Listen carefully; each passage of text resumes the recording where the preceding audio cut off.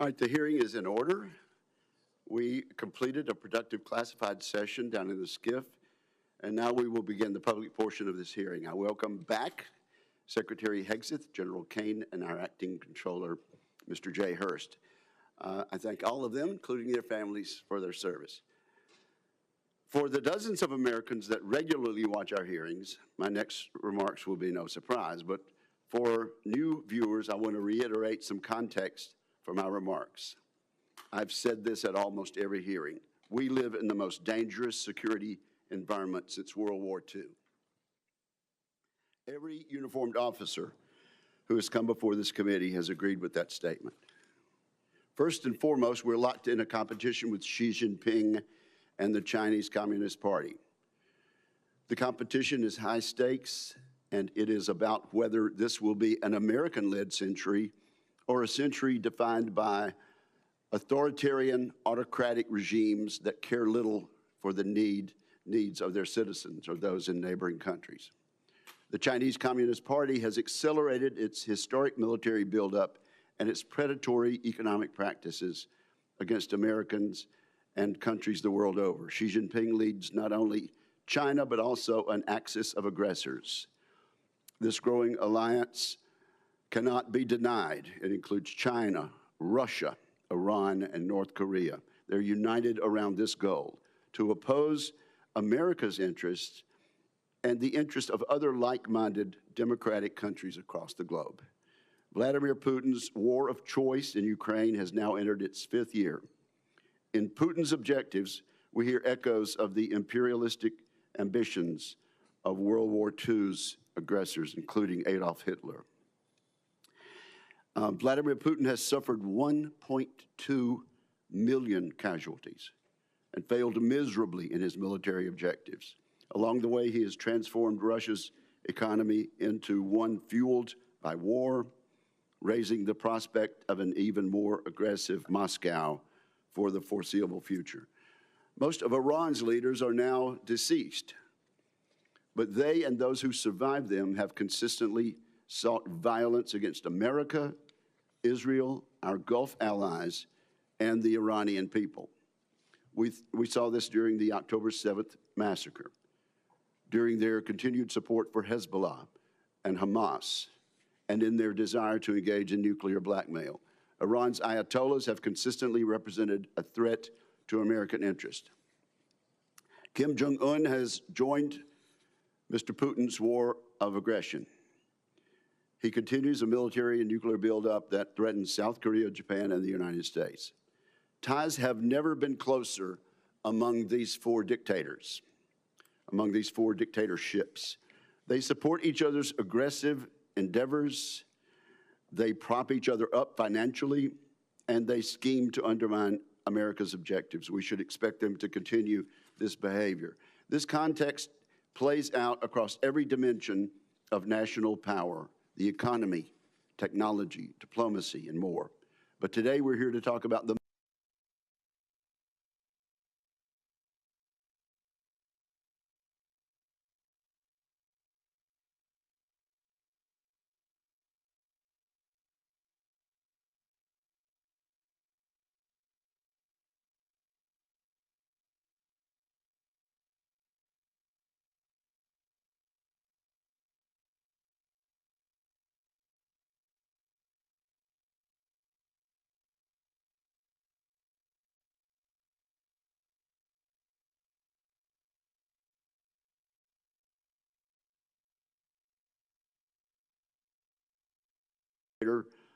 off the board and set up Venezuela for a future aligned with democratic interests.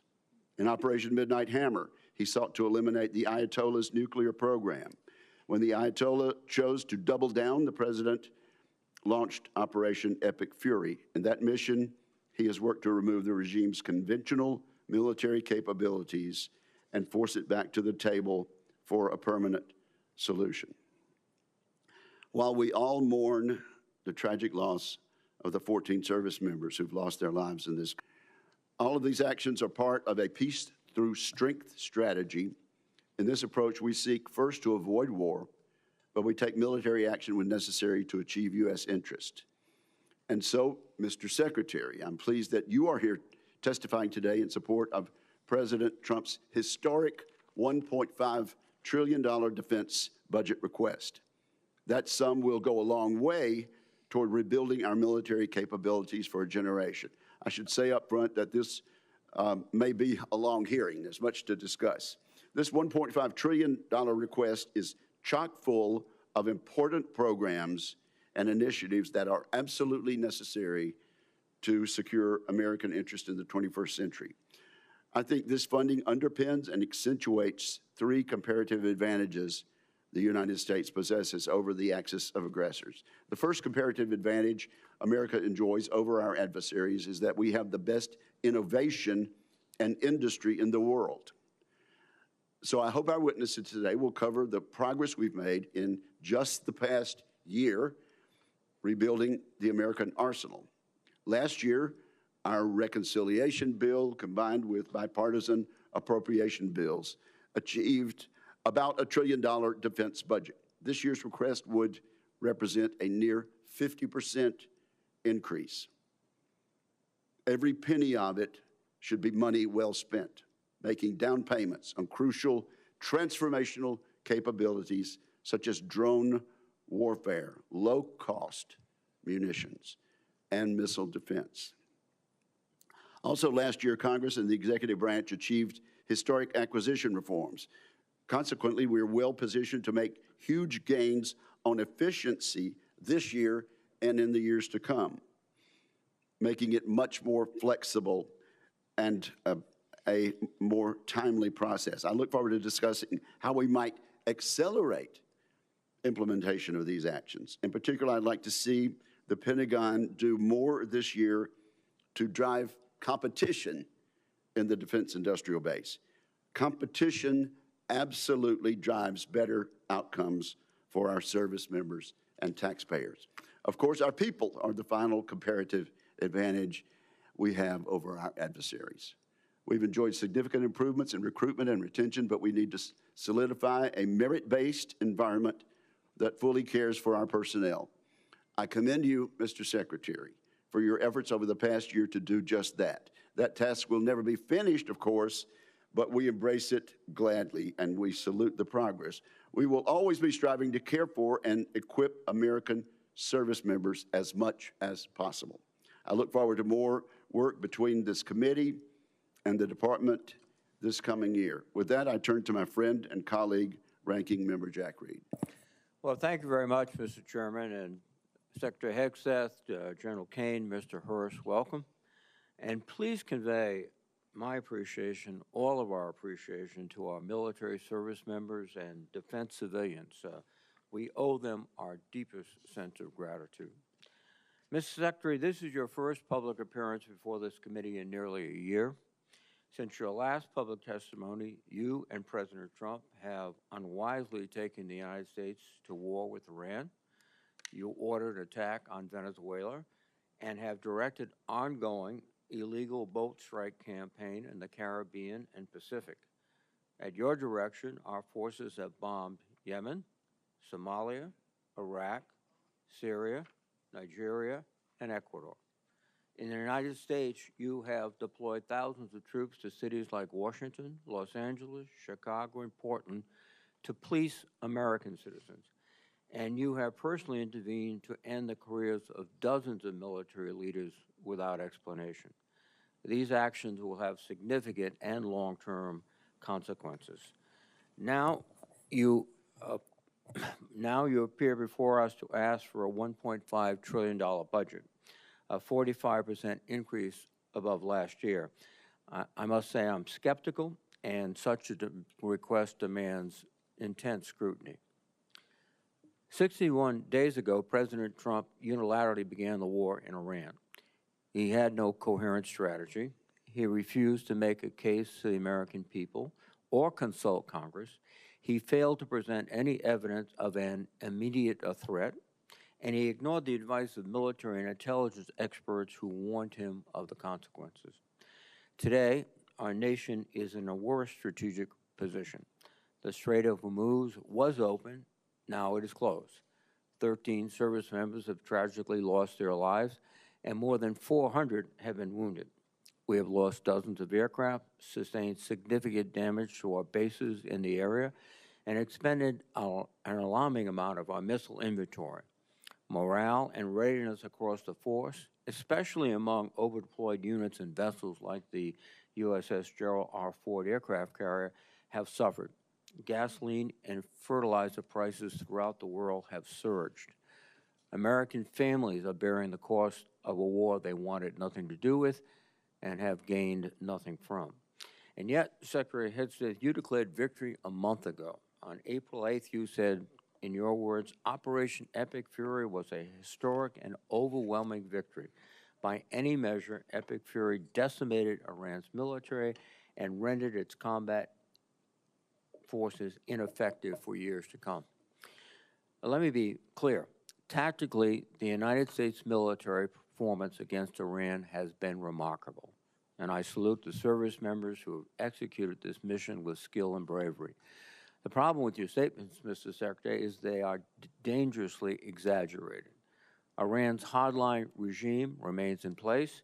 It still retains stockpiles of enriched uranium, and its nuclear program remains viable. Iran's military retains enough combat effectiveness to keep the conflict at an impasse. Its missiles and drones remain a far greater threat than you have acknowledged, and the regime has demonstrated it can effectively control the Strait of Hormuz when it chooses. Mr. Secretary, I am concerned that you have been telling the President what he wants to hear instead of what he needs to hear. Bold assurances of success are a disservice to both the Commander-in-Chief and the troops who risk their lives based on them. Our military has performed heroically, but military force without a sound strategy is a path to long-term defeat.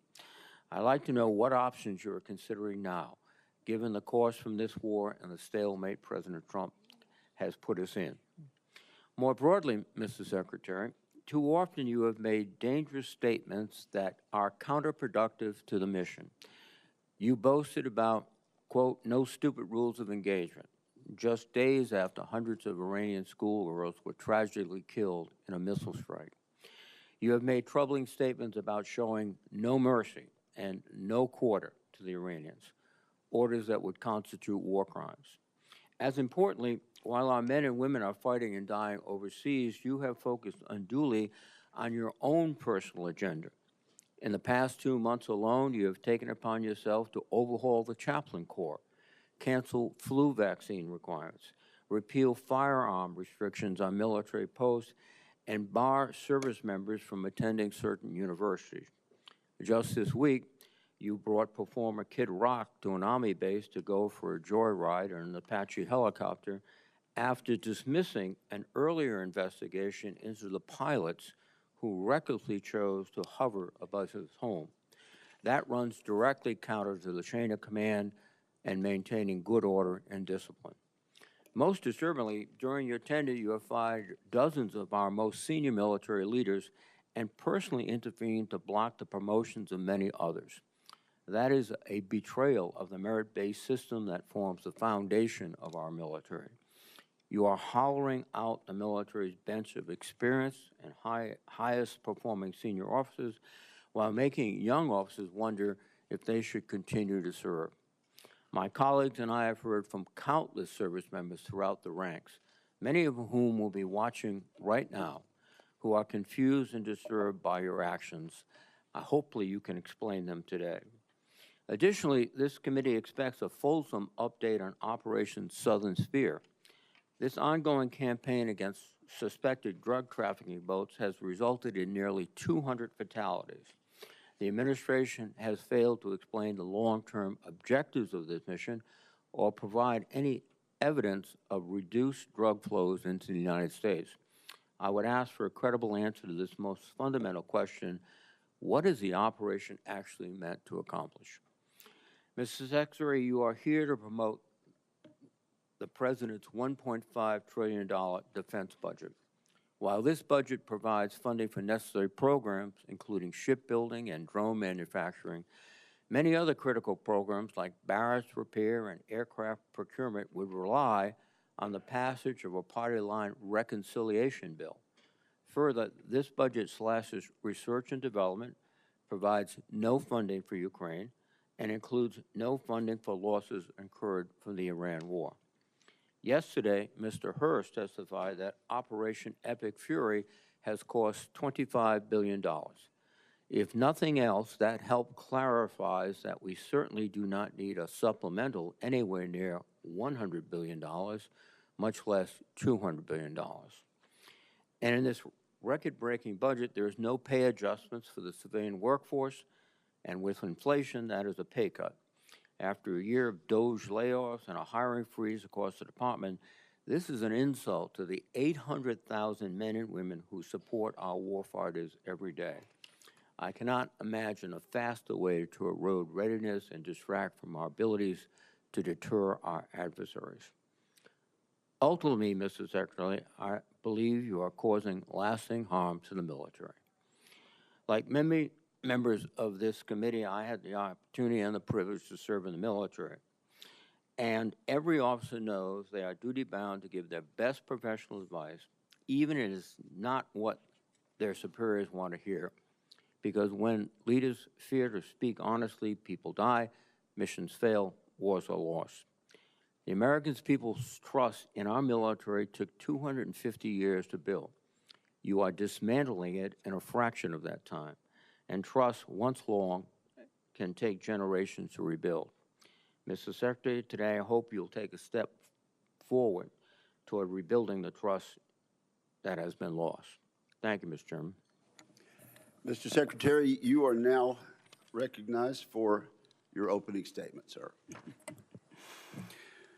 Well, Mr. Chairman, Ranking Member Reed, Senators, thank you for the opportunity to testify in support of President Trump's historic, as you said, Mr. Chairman, $1.5 trillion fiscal year 2027 budget for the Department of War. The President's budget request reflects the urgency of the moment, addressing both the deferment of long-standing problems as well as positioning our forces for the current and future fights. I'm honored to appear alongside General Dan Caine, Chairman of the Joint Chiefs of Staff, and Jay Hurst, our Chief Financial Officer and Comptroller. I'd like to start by thanking this committee and Congress for your partnership in securing the investment needed for a stronger, prouder, and more secure military. Your focus on acquisitions, your focus on efficiency are the reflection in our department as well and in this budget. A nation's ability to build, to innovate, and to support the critical needs of its warfighters at speed and at scale is the foundation upon which its deterrence and survival rests. However, upon taking office on January 20th, 2025, President Trump inherited a defense industrial base that had been hollowed out by years of America Last policies, resulting in a diminished capacity to project strength. Under the previous administration, we were offshoring, outsourcing, beset by cost overruns and degraded capabilities. But under the leadership of President Trump, our builder-in-chief, we are reversing this systemic decay and putting our defense industrial base back on a wartime footing. Urgency informs everything we do. We're rebuilding a military that the American people can be proud of, one that instills nothing less than unrelenting fear in our adversaries and inspires historic morale and recruiting in its ranks. We fight to win in every scenario. The $1.5 trillion budget put forward by the President will build upon a previous $1 trillion FY26 top line and will continue to reverse the 4 years of underinvestment and mismanagement of the Biden administration. The $1.5 trillion budget will ensure that the United States continues to maintain the world's most powerful and capable military as we grapple with a complex threat environment across multiple theaters. Not to mention, the budget also includes a historic troop pay increase, 7% for junior enlisted, and the budget eliminates all poor or failing barracks. Quality of life for our troops is front and center in this budget. By supercharging our defense industrial capacity and transforming how the department does business, we are restoring American commercial dominance at a pace unseen in generations, transforming the defense industrial base from the broken, slow-moving systems of the past. We have flipped the Pentagon acquisition process from a bureaucratic model to a business model, decisively moving from an acquisitions environment paralyzed by bureaucratic red tape into an outcomes-driven organization focused on delivering the most for taxpayer dollars. Over the past year, through historic multi-year procurement agreements that this committee supported, we've cut smart business deals that have sent unambiguous demand signals to industry to build more and build faster. The result has been a surge, a revitalization of our great American factories, and a massive reinvestment in the skilled American workers who serve as the industrial muscle behind our warriors. You're a war criminal. You should be arrested. What you're doing is despicable. The American people do not want to go to this war. We don't want to fight a war for Israel. This is unacceptable. Further interruptions of our hearing will be treated in like manner. We appreciate the First Amendment rights of Americans to express themselves, but disruption of this hearing will not be tolerated. So, Mr. Secretary, you may continue. I'll briefly provide some concrete high-level metrics of what we've accomplished over just the past few months. These are announced new facilities and investments to support American warfighters. The department has helped stimulate more than 250 private investment deals in 39 states, 180 cities, in 150 companies worth more than $50 billion. It's resulted in 280 new or expanded facilities, more than 18 million new square feet of American manufacturing, and more than 70,000 new jobs. These $50 billion in investments in new plants, new assembly lines, and new factories are private investments, not taxpayer dollars. By completely transforming our department's business model, American companies are investing in America with their own dollars, a historic demonstration of American manufacturing and defense revitalization, all with their money, not Uncle Sam's. This has never been done before and is long overdue, from a bureaucratic model to a business model.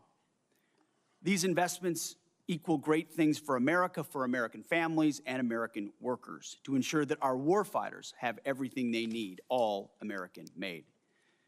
Together with the help of the policy updates and appropriations passed by Congress, President Trump's War Department has begun to turn the lights back on in our manufacturing towns across this country, forging a lethal arsenal of freedom.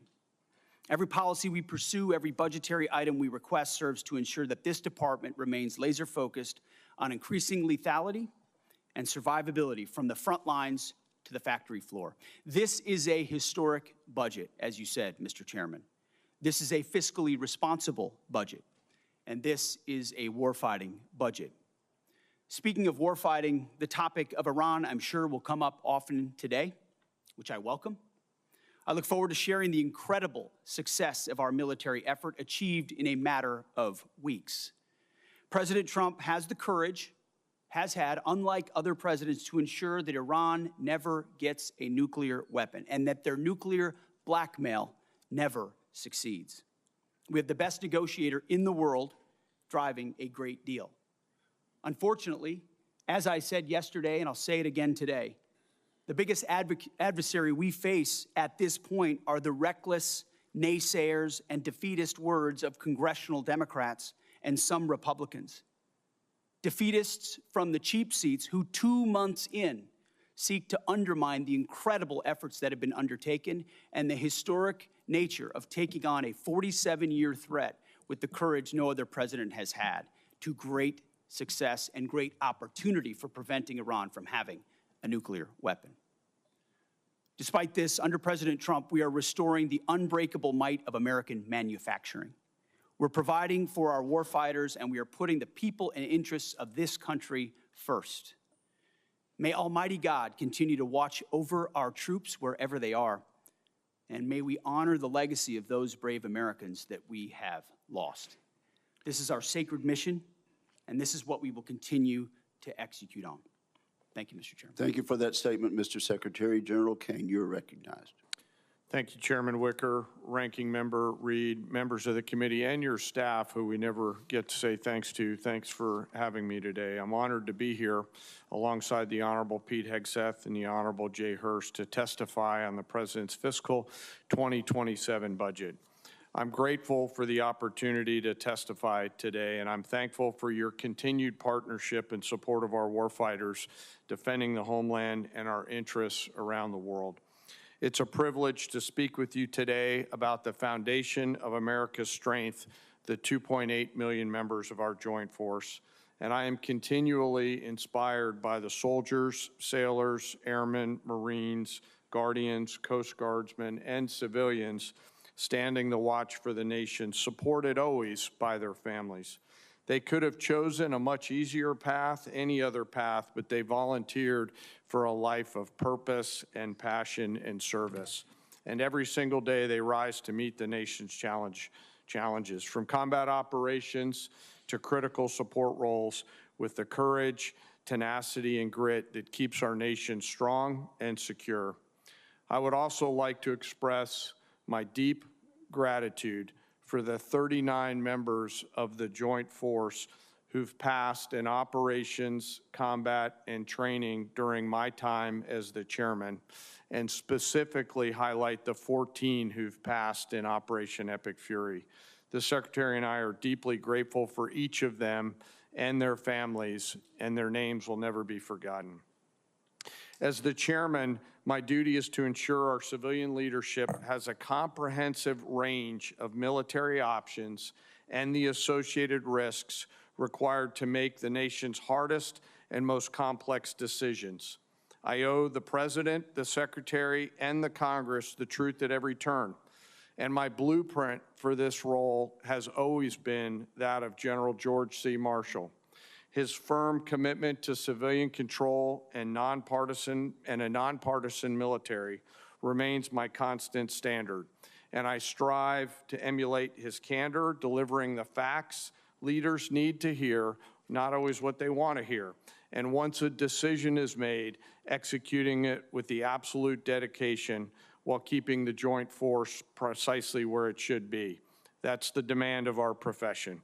As I sit before you today representing our incredible joint force, I want to emphasize my commitment to this committee and to the Congress. I will always follow General Marshall's steadfast example by providing clear and candid nonpartisan military advice, working together to ensure the military remains squarely focused on one thing: being prepared to deter and, if called upon, fight and win our nation's war. And that is our mission.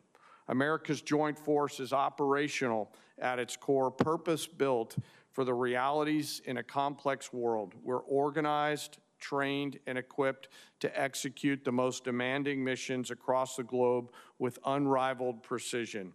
And over the past year, our warfighters have consistently demonstrated exactly what it means to be the most capable and most professional force on earth.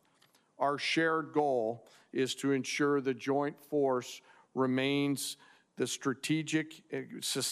strategic initiative and advantage and ability to project power to respond to the global challenges on our nation's terms. During Operation Rough Rider, Midnight Hammer, Southern Spear, Absolute Resolve, and Epic Fury, the joint force executed globally integrated missions alongside our interagency and international partners. And once our leaders made a decision, our forces demonstrated the unmatched ability to seamlessly synchronize actions and activities from the seabed to cislunar space. We're able to accomplish these complex things that we are asked to do because we draw from a deep reservoir of training, professionalism, and commitment. Our operational tempo is high, but we're designed to sustain it, rebuilding readiness every day, training professionals every day, and sharpening our edge every day. And I am incredibly proud of this joint force team and the leaders at every echelon who command it. As the chairman said, we are living in a complex environment. Today, I look forward to discussing how we can sustain America's military advantage. And I know this committee recognizes the challenges and the urgency in the environment that we face.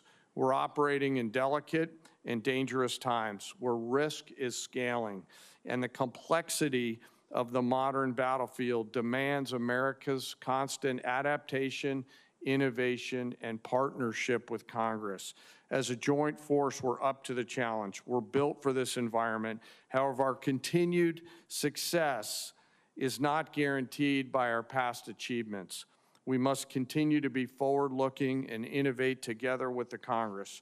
To drive the pace of change and maintain our superiority requires timely, predictable, and sustained investment. And the resources we're going to discuss today are critical to modernizing the joint force and ensuring whatever threats might emerge, we are prepared to defeat them, to protect our interests and defend the nation and win. This President's budget for 2027 supports the Secretary and the Department's goal of reinvigorating, recharging the defense industrial base and the national industrial base, enhancing our readiness and securing our military advantage to ensure that our warfighters are properly armed, globally integrated, and ready while always taking care of our people. And that is what truly sets America's joint force apart from each other, especially the 1.8 million members, enlisted members of our joint force. It is them, the character, the competence of that force that transforms our capabilities into a decisive advantage. And our enlisted force is represented today by the senior enlisted advisor to the chairman, United States Navy Fleet Master Chief Dave Isom, sitting behind me, a teammate who I greatly appreciate and many of you on this committee know from his time in the Indo-Pacific. While we face dynamic and dangerous times, I have absolute trust and confidence in the extraordinary men and women within our joint force who every day execute the missions we ask them to quietly and with precision. And coupled with the American spirit to outthink, outcompete, and relentlessly innovate, we will maintain our decisive edge, but doing so requires your continued partnership. We stand ready today to answer the nation's call. I humbly ask that as we're here today in this hearing, we remember those deployed service members who are out there right now doing our nation's work. And may we always remember our fallen and never forget them or their families who continue to show us what courage looks like. Thank you for your enduring support, and I look forward to your questions. Thank you very much, General. We appreciate your service. Let's jump right in. Secretary Hegseth, let's talk about the money from Reconciliation 1.0 last year. There have been some complaints about the speed, but not everything we hear is actually accurate. How much of the $154 billion from Reconciliation has the Pentagon put on contract? My understanding, Mr. Chairman, first I'd like to say what an important vehicle Reconciliation was for us and how it gave us a chance coming out of FY25 to advance the President's priorities, whether it's drone dominance, Golden Dome for America, shipbuilding, the defense industrial base. It was a critical vehicle for us. The number you're looking for is about, what I'm looking at, about $26 billion right now. But we've got the floodgates about to open and apply to those priorities.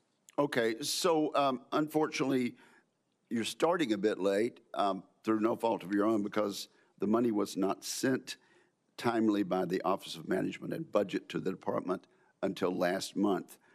That's over and done with, but it should be mentioned. Mr. Secretary, where are we on the obligation rates as far as a normal appropriation bill?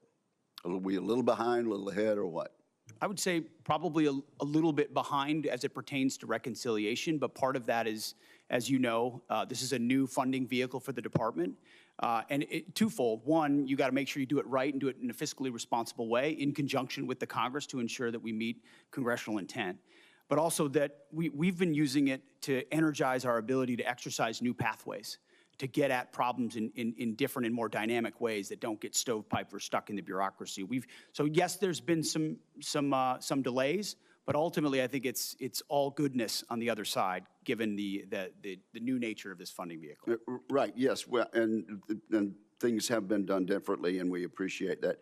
But, Mr. Secretary, will you commit to us that you'll keep the committee informed frequently of your efforts to get all this money out the door so our industrial base can start building as you have described in this new flexibility that we provided them? Absolutely. And you mentioned a few things in reconciliation that you think have been game changers. I don't think we've talked enough about some of the game changers. For years, we failed to take action on rebuilding America's drone industrial base and critical mineral supply chains. After last reconciliation bill and the National Defense Authorization Act, we're in a very different position on drones and critical mineral supply chains, are we not? Very much so. Mineral supply chains, drones, we went from JIATA 401 to an autonomous warfare group. We're looking at the concept of a sub-unified command, and you're looking at $54 billion in the FY27 budget dedicated to drone dominance, UAS, counter-UAS, ensuring we can scale not just exquisite drones, but also the attritable ones that are proliferating on the battlefield today. We need to be ahead. Are there any other initiatives from last year's bill that you want to point out? And you only have a minute and a half. The investment in Golden Dome for America, Right. the ability to get running on that, and we are on schedule to deliver capabilities inside this administration. Minerals and shoring up supply chains on minerals. The Office of Strategic Capital, which its ability to loan gives 10x to new entrants into the department, the opportunity to fund things that wouldn't normally meet the threshold for the department, but give them the running room to invest in those capabilities, and we've already seen fruit from that as well. And briefly, General Kaine, there's no question that Vladimir Putin's Russia is taking serious action to undermine our efforts for success in Iran. Is there any question about that? Senator, I think there's actions and activities that are mindful of the hearing room we're in, but there's definitely some action there. Thank you very much. Senator Reed, you're recognized. Thank you very much, Mr. Chairman. Mr. Secretary, you recently fired the Army Chief of Staff, General Randy George, who's one of the most distinguished and decorated officers of this generation. General George's nomination came before us. We reviewed it thoroughly, and we concurred. Why did you fire General George? Well, as I did then, and I'll say now, we thank General George for his service. And out of respect to him and other officers, we never talk about the nature of why certain officers are asked to step down. But we all serve at the pleasure of the president. And ultimately, my view in coming into this department, as I stated in my confirmation hearing, was to change the culture of the department. And it's ultimately challenging to change the department, the culture of a department with the same people who are a part of or in that department. So I have made many changes with general officers. We will continue to make changes as necessary with general officers, and they will be in keeping with the trajectory of where we would like to take the department. But it doesn't take away from the service of those, and I think you will note that every officer that's been asked to leave has been treated with respect. Interesting. Of the 24 officers that you have fired for reasons unrelated to performance, since you have not indicated any cause, 60% are black or females. Now, did the president direct you to single out female and black officers to be dismissed? Senator, of course not. And as we've emphasized at this department from the beginning, the only metric is merit. Members on this committee and the previous leadership of this department were focused on social engineering, race and gender in ways that we think were unhealthy for the department, focusing on those things, making decisions based on those things. Okay. In President Trump's War Department, we make decisions based on only one thing, merit. And that's how we've made decisions going forward. That's how we've made them, and that's how we'll make them going forward. Well, let me go back to General George. What did he fail in terms of his lack of merit to continue serving?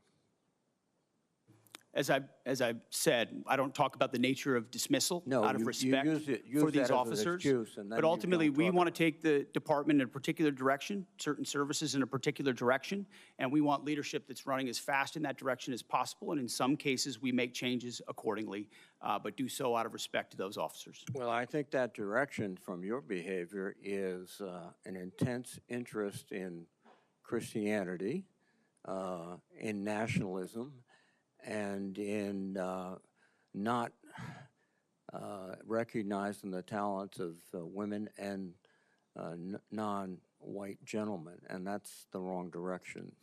I don't know what you're insinuating, Senator, but I am not ashamed of my faith in Jesus Christ. No, Well, I'm not. you shouldn't be And ashamed. if you want to shame me for it, go ahead. I'm not shaming you, but are you critical of other faiths?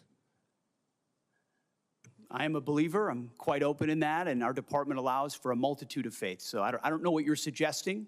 I've heard the likes of things that people like you suggest to try to smear my character, and I won't give into it. No. I'm sorry, Mr. Secretary, but broadcasting before the national religious broadcasters stressing the need for more Christianity in the military forces doesn't seem like a neutral position in which you tolerate and accept all religions. Let me move on. The strategic aspects of this operation in Iran. The president declared that we're going to destroy their missiles and raise their missile industry to the ground. And after more than 13,000 strikes, unclassified assessments conclude that Iran retains more than 40% of its drone arsenal and 60% of its ballistic missile launches compared with pre-war levels. That's one of his objectives. The second objective was regime change. To the great proud people of Iran, I say tonight that the hour of your freedom is at hand, and we will take over your government. Well, when we finish, we'll take over government. That has not succeeded. And then one of his other things is at the onset of the war, the president said, we will ensure that Iran does not obtain a nuclear weapon. Military operations in Iran have not achieved that goal yet. And it also seems to indicate that his pronouncements about Operation Midnight Hammer obliterating the nuclear policy and structure of the Iranians was false. So you have not achieved any of the objectives yet that has the president mentioned. Well, in this setting, I won't talk about the nature of metrics, which are classified, as you know, Senator, but I can say that looking at the objectives we set out to achieve from the beginning, some of which you laid out, our military objectives have been stunningly effective. Take, for example, their defense industrial base. They're completely incapable at scale at any level of reconstituting the capabilities you referred to, which is a devastating result for any country, especially one whose ambitions are as wide as Iran's. So we've put the president in a very strong position to ensure Iran never gets a nuclear weapon. That's the takeaway that's been underneath every single aspect of this. For 47 years, Iran's trying to blackmail its way to a nuclear weapon. They were closer than ever before because of bad deals under previous administration. President Trump was willing to do something about it and not allow their conventional missile shield. That's the North Korea strategy. That's, to be clear, what Iran was pursuing. Hiding their nuclear ambitions, revealing them over time, and then building a conventional shield of missiles so powerful that no country would challenge them for fear of what would happen if they unleashed that arsenal. Weakened after the 12-day war and Midnight Hammer, which did obliterate their sites, President Trump saw an opportunity because their ambitions continued to ensure that umbrella of nuclear blackmail did not allow them to get to a nuclear weapon. And the world is safer because of his bold and historic choice. Mr. Secretary, I think that's rhetorical but not factual. Thank you. Thank you, Senator Reid. Mr. Secretary, Mr. Hurst, General Kaine, welcome. Over the last several months, I've worked closely with some of the new direct reporting program managers, and I've been encouraged by how they're approaching the department's most complex acquisition systems. General White's pulled forward the next milestone for the Sentinel program by at least 6 months. General Gutlein has completed the initial blueprint for the Golden Dome architecture and is beginning to build it out. For years, this committee has known that we must improve our ability to defend our homeland against a wider variety of threats. And we finally have a partner with the full backing of the department to lead the charge. Mr. Secretary, what's the advantage of this new type of program management structure? Well, thank you for the question, Senator. It's acquisition authority, technical authority, contracting authority. It's consolidating decision-making in one place under a highly screened, highly capable general, General White and General Gutlein, who know that terrain extremely well and understand what mistakes have been made in the past in programs of that magnitude, and then are given the authority to cut through the red tape. That's the key. Success or failure lands with them, and they know it. And as a result, they're incentivized to ensure that program, and then given every dollar and authority needed to move it as quickly as possible. So whether it's Sentinel, whether it's F-47, whether it's Golden Dome for America, these critical strategic assets, the direct report construct, along with Deputy Secretary Feinberg, who is a national treasure, and is changing the way we do business at this department, is giving us a chance to ensure these critical systems are delivered. Thank you. And General Kaine, can you give us your thoughts on why the Golden Dome received why they must receive that requested $17 billion in funding for the fiscal year 27? Well, Senator, it's as you know, it's an essential part of our Homeland Security layered defense, and as General Gutlein begins to do the work that you're asking about, and frankly helping to advance, you know, the insurance around that down payment, charging the defense industrial base with those capital allocations will allow them to get after it much quicker. We appreciate the help. And if there's a delay in that funding? Well, I hopefully there won't be, Senator, because we've got a leader on that account 24/7, 365. But if we do, we'll always, of course, come back and talk to the Congress, but also figure out what has to be true to help that constraint get removed in that production system. And that's really what we're asking these leaders to do, is to be able to get past the theory of constraints. Okay, thank you. Secretary Hegseth, I agree with your statement on nuclear deterrence when you said nothing else matters if we don't get this right, so we will. We need a modernized nuclear triad and NC3 architecture that can credibly deter multiple adversaries instead of an insufficient nuclear force structure based on fundamentally flawed assumptions made 16 years ago.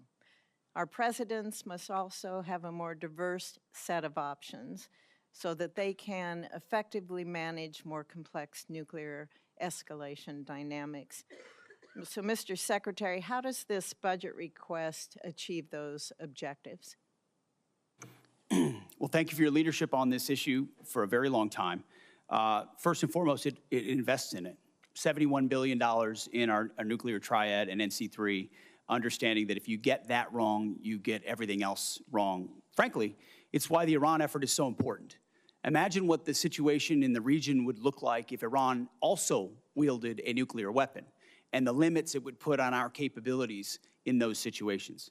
Our adversaries have to deal with that dilemma because of the strength of our nuclear triad. So that $71 billion investment, the DRPMs that have been put over top of it to move those systems left, as you acknowledged, it's just been a priority since we came into the building, and we're funding it accordingly.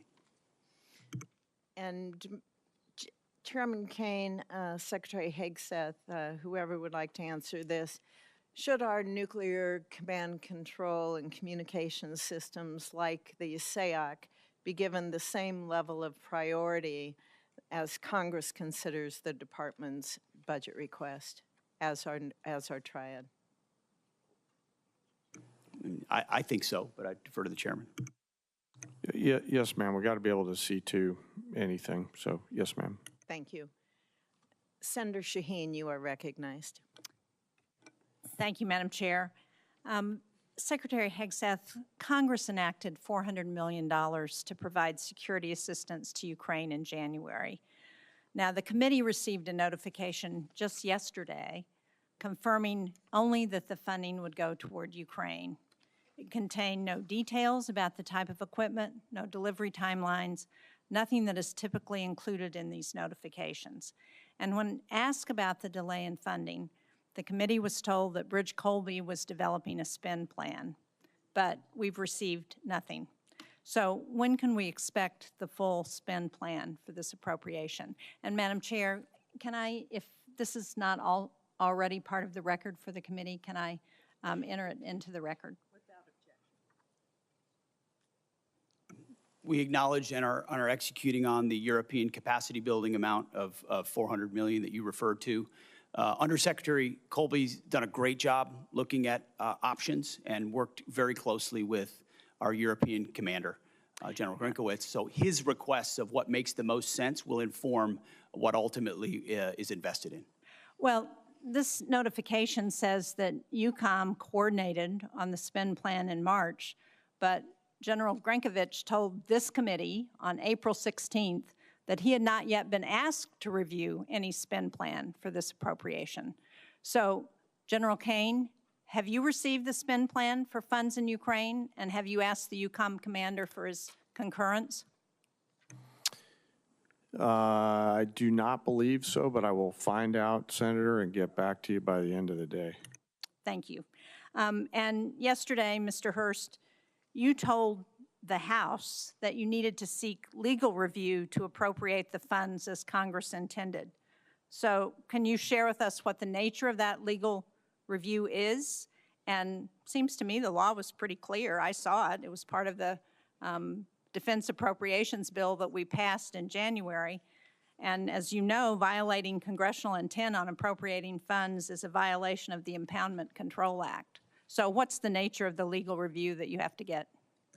Thanks for the question, Senator. What we're looking at is if we could use the funds in the same manner as USAI, and we had our counsel look at that. And so they provide us a legal opinion on how the funds could be used to support European capacity building. And can you share with this committee what that legal opinion is? Ma'am, I don't have a copy of that, but we can ask the OGC office if they can supply it to you. Madam Chair, can we ask that that legal opinion is shared with the committee officially? Thank you.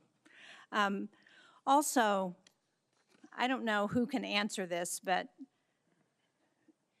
it says that consistent with the President's priority to shift the financial burden of Ukraine support to European partners, the United States will seek commensurate financial contributions via the Prioritized Ukraine Requirements List, or PEARL, from the European partners for this program. So what's the justification for using PEARL when there's $400 million in appropriated funds? Can somebody answer? PEARL is a reflection of the President's priority and the belief that any weapons that are supplied are paid for by European partners and used as they see fit, whether it's Ukraine or somewhere else. But that was not the intent of Congress in providing that $400 million. As I understand the PEARL program, the Europeans purchase those weapons from the United States and they pay for them. But this appropriation was $400 million that Congress expected to be provided to Ukraine, not paid for by the Europeans, but provided from the United States to support Ukraine. So again, I don't understand what the justification is for using PEARL when that's not the intent that Congress provided. We're following the intent of European capacity building, but at the same time recognizing that wherever PEARL can be utilized so that the Europeans contribute to that fight, per the burden-sharing approach that this President takes is important. Congressional intent, and that's what I'm asking you, why you're using PEARL to do something that Congress intended to go directly to Ukraine. Well, we Mr. look Hurst, forward to can working you with answer you on that? What was the legal opinion on this? Did you ask the attorneys if the $400 million could be used for the PEARL program? Let's get back to you. We'll take it for the record, ma'am. Thank you. And what portion of the funding that's committed from the Europeans under PEARL is being used to assist Ukraine rather than restocking our own shelves? Can you answer us that? That's up to Europe. Ultimately, Europe pays for at any weapons that we provide, and they can utilize them as they see fit, whether it's Ukraine or otherwise. Thank you, Senator Thank you. Shaheen. There have been a number of times when our witnesses have stated, both in the closed hearing and up here, that they will get back to us. And we certainly hope that will happen very expeditiously. So thank you very much, and thank you, Senator Shaheen. Senator Cotton. Thank you, gentlemen, for your appearance today. Mr. Secretary, you provided us with a chart here entitled The Arsenal of Freedom, which includes a lot of sites that you visited. My favorite one is down here in South Arkansas, Camden, where you and I had a chance to visit just a couple months ago, highlighting the great work that the people there are doing to help rebuild our arsenal of freedom. Thank you, first off, for being there and for your kind words for the workforce of the people of South Arkansas. Isn't it fair to say that the war in Iran, just like the Ukraine war before it and still today, hasn't caused any challenges with our munitions the way some of our Democratic colleagues would say, but it's exposed a decades-old problem of brittleness and fragility in our defense industrial base before you and General Kaine took over, and that we're trying to address right now? In many ways, that's precisely what we're trying to address. We also have a situation where President Trump rebuilt our military in the first term, and a lot of those munitions and a lot of those capabilities were sent to Ukraine under the previous administration, to the point where when we ask our commanders or when we look at O plans, the answer often is that was sent to Ukraine. So the recognition of those two things has, as the president gave us a charge from day one, to rebuild the arsenal of freedom, to fast forward, not to provide a little bit more of each thing, but 2x, 3x, 4x the number of exquisite munitions that we need. The expenditures that we've seen under this administration, we can account for them, and we ensure that other O plans and elsewhere are well taken care of. So on the munitions front, we're in really good shape, but we need to accelerate, and that's exactly what we're doing. And I think that's an important point you make, is that we're not just trying to fill a hole that was created by epic fury or by support for Ukraine. We're going to fill that and then go much beyond that for our needs in the future. So we're never caught where we were over the last several years with these worries about munitions running short. Is that right, Mr. Secretary? That's exactly right. The president has charged up with not just replacing anything, but filling it up, as he might say, to the tippy top, and make sure that the remainder of this term and future presidents have all the munitions they need for any level of contingencies, especially considering the dangerous world we live in. I want to turn now to Operation Epic Fury. It's been a smashing military success. Unfortunately, we have suffered casualties, to include soldiers killed in the line of action. Obviously, our military takes the greatest steps possible to protect our troops, whether they are in action or whether they are on bases in the region. No war, though, is antiseptic. Mr. Secretary, could you explain some of the steps we've taken to try to minimize, to the greatest extent we can, the number of casualties we've taken in the Middle East? First of all, every day we live to ensure that we follow through on the legacy of those who gave everything. So that's front and center for us. But I can also say, and the chairman may want to weigh in, from the beginning of looking at the possibility of this contingency, setting the defense and ensuring that Admiral Cooper and everyone throughout CENTCOM had every possible measure they could to ensure that our troops are protected and force protection was maximized was the top priority. Moving assets to the region, we integrated our air defenses with local Gulf countries to ensure our shot doctrine was maximized, whether it's ballistic missiles or on drones, flowing in the most recent capabilities to ensure we can intercept drones, moving troops off the X. I think what people mostly don't know is that a massive effort was undertaken before this conflict to move as many humans off of targets to other places and maintain operational security about where they might be to minimize the space with which Iran could hit. We always knew something getting through was a tragic possibility. But I can assure you, from our perspective, that was priority number one, as it was Admiral Cooper's, to ensure that fortification and missile defenses were right there when we went on offense if we had to. General Kaine, do you have anything to add? Well, in addition to just, again, mourning our fallen from the 103rd. What I'll add to the Secretary's comments is after every tragic loss, commanders at every echelon within our joint force are going to go back and look at what was our plan and what lessons we can learn from this so that we protect and defend our soldiers, sailors, and other members of the joint force the next time. Thank you, and I know you do, and I just wanted to give you the opportunity to speak to what you've done to try to prevent casualties and minimize them. Obviously, again, no war is antiseptic. One final question. I understand you've been accused of lying to the president. Mr. Hegseth, have you lied to the president at all about what's happening in Iran or Epic Fury? No, only tell the truth to the president. General Caine, have you lied to the president about what's happening in Iran or Operation Epic Fury? Never. I suspected that would be your answer, but since you were accused of it and deep staters are leaking to the media about it as well, I just wanted to give you a chance to answer on the record that, of course, you've always given the president a completely accurate picture of what's happening. Thank you, gentlemen. Thank you very much, Senator Cotton. Senator Gillibrand and then Senator Rounds. Thank you, gentlemen, for appearing before this committee, and thank you for the closed session prior to this. I don't know if you fully appreciate how much the American people do not support this war. It is an unauthorized war. Normally, when you come to Congress, it's a way for the American people to be part of that discussion. The American people, particularly in my state of New York, are upset for a lot of reasons. First of all, this war is costing so much money. Over $25 billion already, estimates $1 billion a day, and they're feeling it every single day at the gas pump with higher prices for both fuel, for diesel, for gasoline for their cars. They're also feeling it with higher grocery costs, and they're exhausted. They are truly exhausted. On top of that, they have so many grave concerns about how this war is being prosecuted. They read in the paper that 22 schools have been hit. They read in the paper about a girls' school, hundreds getting killed. We have a debate going on in this country about AI, a serious debate about AI. And I haven't heard yet from you that you will not allow AI to make final targeting determinations, even when nuclear weapons are being used. That's a huge issue that we need to discuss.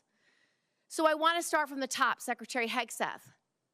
Why do you continue to prosecute a war that the American people aren't behind? First of all, I appreciate the opportunity for that closed session where we had a, unsurprisingly, very different discussion than we have here with the cameras on. We support this. Because my job is to represent New Yorkers, and I can tell you, when I talk to them all across my state, they are furious, and they expect me to explain to them why they are furious. And Senator, when I talk to Americans, and especially when I talk to the troops, they are grateful for a president who has the courage to take on this threat after 47 years of what Iran has done, targeting and killing Americans, and what it would mean to the world if Iran's nuclear ambitions were actually achieved. So the question I would ask to you and to others is, what is the cost of a nuclear-armed Iran? What is the cost to the American people if the world's most dangerous regime has a nuclear weapon? But the truth is, they don't want war coming to this shore, and when you do a decapitation operation, the likelihood is going to be exchanged in the United States. There's no evidence that we are safer because of this war. We did not have any evidence that Iran intended to imminently attack this country in any way, shape, or form. So I disagree with your assessment that we are under threat. Do you not believe them when they say death to America? Listen, our adversaries use rhetoric all the time. What I'm concerned about is we are not safer, and I would just like to know why you have not sought the support of the American people, and 3 out of 5 Americans are against this war today. I believe we do have the support of the American people, and we have briefed regularly what this mission looks like and why it's critically important that we undertake it. And I would remind you and this group that we're 2 months in to an effort.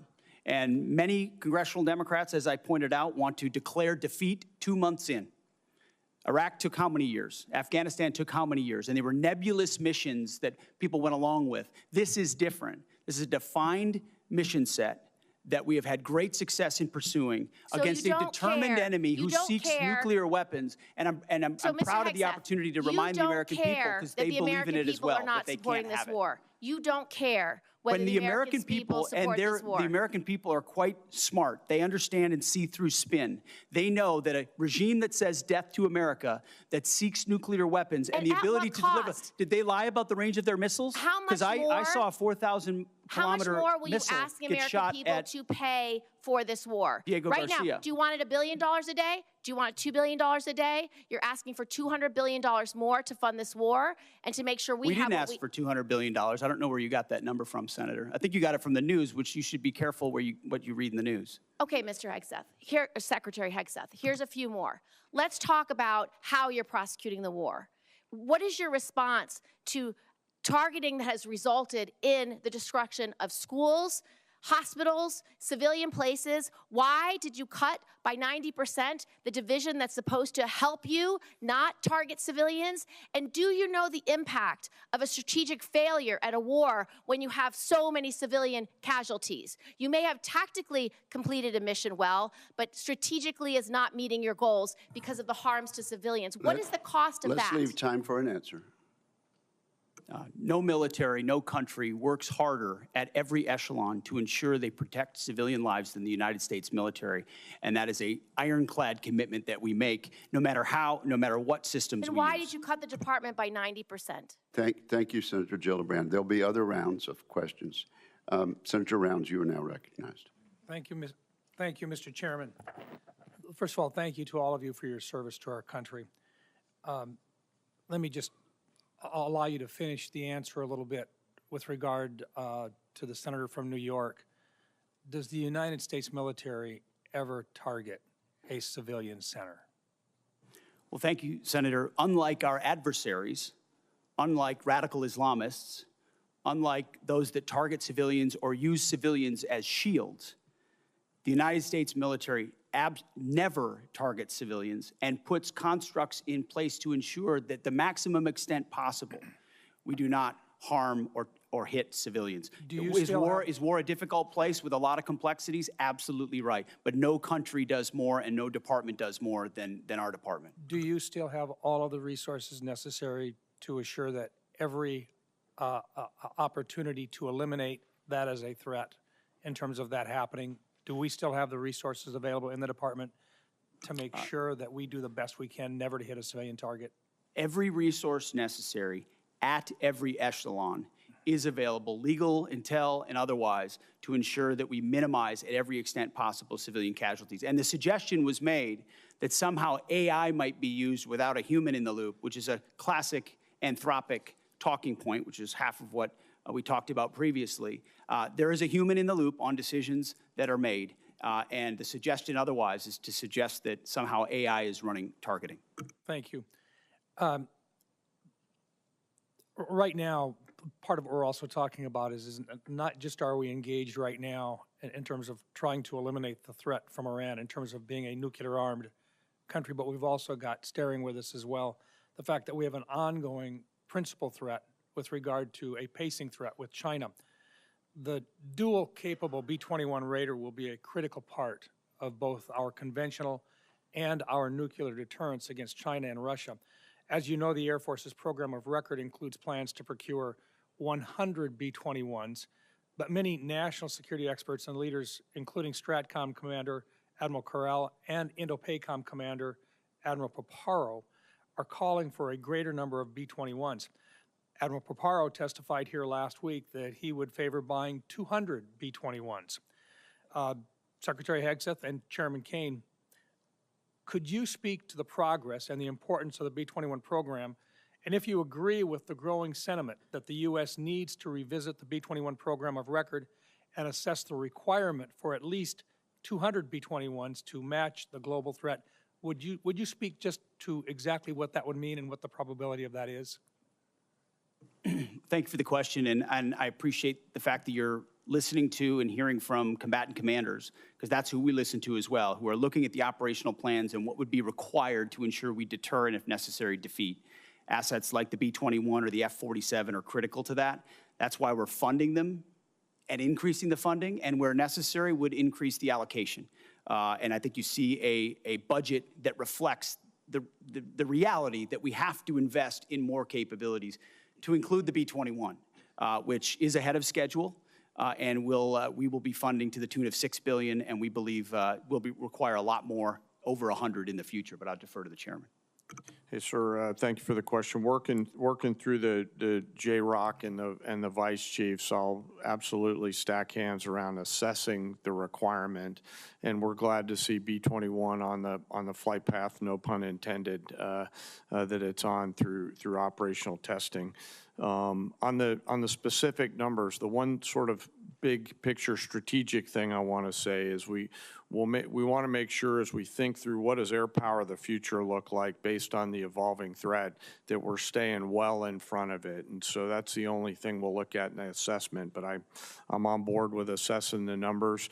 I want to make sure we're buying ahead of the technology development curve so that we give all those young warfighters out there the capabilities that we need well into the future. Is there any question at all that we're going to need more than 100 B-21s? I want to go back. Here's how I'll look at it, Senator. I want to go back and look at the O plans right now that we have to make sure that we allocate those numbers. So I don't believe so, but I do want to take the due diligence time if you'll allow me to look at that, Senator. Good. I appreciate the opportunity to visit with you and to clarify Yes, sir. Absolutely. what that number should look like in the near future. Yes, sir. Thank you. Thank you very much, Senator Round. Senator Blumenthal. Thank you, Mr. Chairman. Thank you for being here today. I want to talk about the costs of war. The costs of war include caring for our veterans.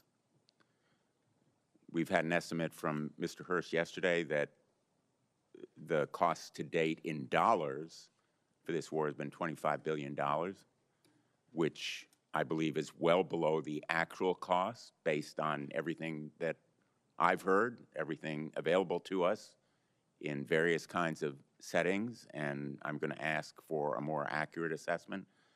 But we also know that about 400 service members have been wounded as a result of this war.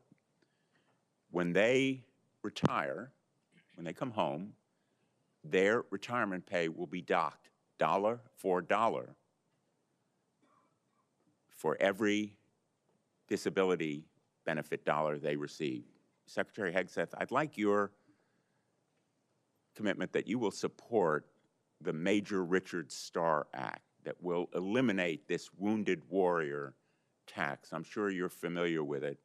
Tens of thousands of servicemen and women now are reduced in their retirement pay literally for every dollar of disability benefits they receive. Well, I appreciate your focus on this issue, and I will tell you you mentioned roughly 400 that have been injured. Thankfully, over 90% are returned to duty. But that doesn't mean they wouldn't have a residual challenge. And we're tracking that at point of injury to ensure that that is noted, even though they're returned to duty. But what I'd like is your commitment that you will support the Major Richard Starr. As I have said in the past to other organizations, we support the Richard Starr Act. Thank you. On the issue of cost, Mr. Hurst, does that $25 billion estimate include all of the costs in terms of damage to our bases, the need to replace planes and munitions, and the costs of injuries to our servicemen and women? Senator, so for the MilCon facilities replacement cost, that's probably the hardest thing to estimate right now because we don't know what our future posture is going to be or the future construction of those bases. Well, you owe it to us. You're here to ask for appropriations. Of course. And I would like a more accurate estimate of what has been done that will require replacement and renovation, as well as the other costs. And I think $25 billion is probably less than half, maybe less than a quarter of the total cost of war, which is the reason why the supplemental request is much higher. So I think you owe it to the American people to give us the straight talk about what the costs have been. Mr. Secretary, I know you have characterized this war as an astonishing military success, to use your words yesterday. But the American people aren't buying it. And I know you feel the American people are seeing through the abstruse stuff that is thrown at them, but one point is irrefutable, which is America never succeeds in war unless the American people are behind it. And if what you're seeing as success now is winning, I would hate to see what losing looks like, because none of the shifting and contradictory objectives of the war so far have been achieved. Likewise, let me ask you, yesterday, the President said that Ukraine has been, quote, militarily defeated. I assume you don't agree with that assessment. The negative nature in which you characterize the incredible and historic effort in Iran is part of the reason, Senator, why the American people view it the way they do. It's why I looked out at our press corps at the Pentagon and called them the Pharisees in the press. It's because they look for every problem. Well, I'm asking you about look for Ukraine. every problem that exists, Ukraine and you has miss. been militarily defeated. You miss the I would plank. submit, based on my 9 trips to Ukraine, that is a false narrative that the President's We are buying 2 from months Vladimir into a Putin. I historic hope that military success in Iran, and will you want to call it a dispute it, defeat. And it's because defeatist Democrats it like is you the that people cloud of the mind of the Ukraine American who are people fighting and for their would otherwise survival, fully support right, no preventing help Iran from having a the nuclear weapon. administration, and they are bravely fighting our fight. And that is the reason that I'm pursuing the Russian sanctions bill, which is bipartisan, along with Senator Graham, and why I hope we will recognize our obligation to release that $400 million, which we've appropriated. Thank you, Senator Blumenthal. Senator Ernst. Thank you, Mr. Chair, and thank you, gentlemen, for being here today. Really do appreciate your time to be with us. Before I begin some of my questions, I do want to start with something personal, and both to you, Secretary Hegseth, and to the chairman. I want to thank you both for the time that you take to recognize our fallen and those that have given, of course, during this administration, given their all. You have traveled to Dover and have been there to greet those families and to welcome home the fallen. I've been there with you, and Iowa has been hit in particular very hard. We lost 2 of our Iowa National Guardsmen from the 2nd Brigade Combat Team, 34th Infantry Division. Secretary Hegseth, you know full well the 34th. But we also lost 6 members from the 103rd Sustainment Command Expeditionary based out of Des Moines, Iowa during this current conflict. And again, your presence there meant a lot to the families. It also meant a lot to me. So thank you very much for taking the time to do that. Secretary Hegseth, you and I have had many discussions over the course of many months now regarding general officer positions. And, you know, I believe that we were operating in good faith as we talked through a couple of those in particular, 2 Iowans, General Mingus and General Randy George.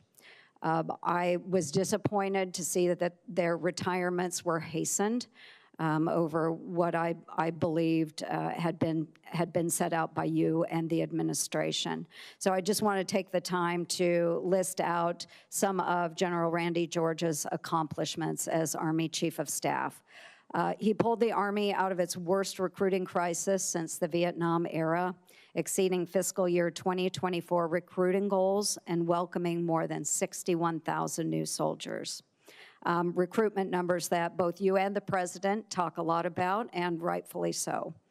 He cut 5% of general officer positions, 12 positions that were deemed as non-essential in the Army, and he reduced the Army headquarters by 1,000 personnel. He co-authored the Army Transformation Initiative, which is a comprehensive response aligned with your directives, and he testified here in front of Congress and took a lot of heat defending that Army transformation. He was suddenly let go at the beginning of April 2026. General George's merits, which I firmly believe in, he enlisted at the age of 17. He is a West Point graduate. He had 4 combat deployments. He served in Desert Storm, Iraq, and Afghanistan. He had 38 years of honorable service. He achieved the greatest Army recruitment and modernization effort in a generation. So I want to thank him for his service, and I would like to enter into the record, Mr. Chair, the speeches that I did honoring General Randy A. George on his retirement and General James J. Mingus on his retirement as well. Without objection, they'll be admitted. Thank you very much. I'd like to talk a little bit about the audit, Mr. Secretary. I saw the video that you posted this week calling on the department to pass a clean audit, and thank you for doing that. It's something that we talked about during your confirmation hearing. Fiscal responsibility at the department has been a priority of mine for a very long time, and I think it's time that we build on that momentum. It's extremely important. And that's why I'm pushing for my Receipts Act in this year's NDAA. It's focused on improving financial traceability and accountability across the department. And if you could talk a little bit more about the efforts in making sure that we are being much more accountable to our taxpayers. What is that effort going to entail? When will we see a clean audit? As I said, Senator, thank you for your work on the audit. That has been a priority of our department from day one.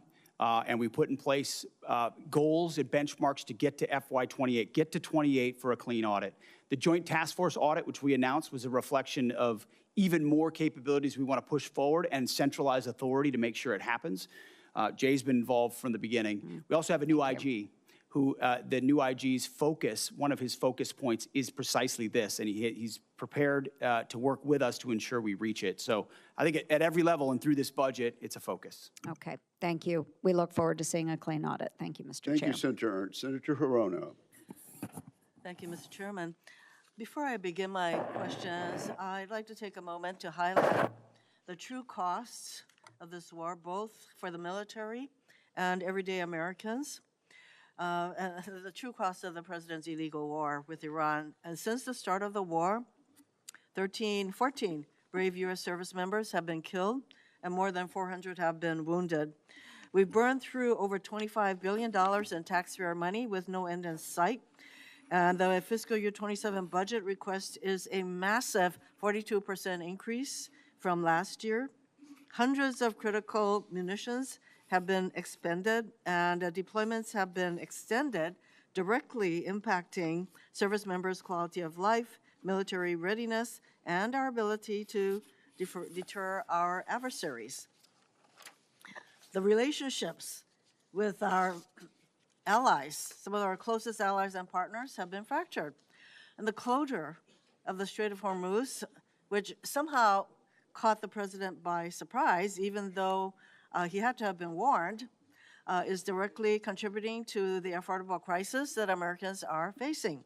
Energy costs are skyrocketing with the price of gas now at its highest level in almost 4 years. Instability has driven interest rates to its highest level since September of last year. The cost of fertilizer is spiking, which will have a direct impact on the cost of food.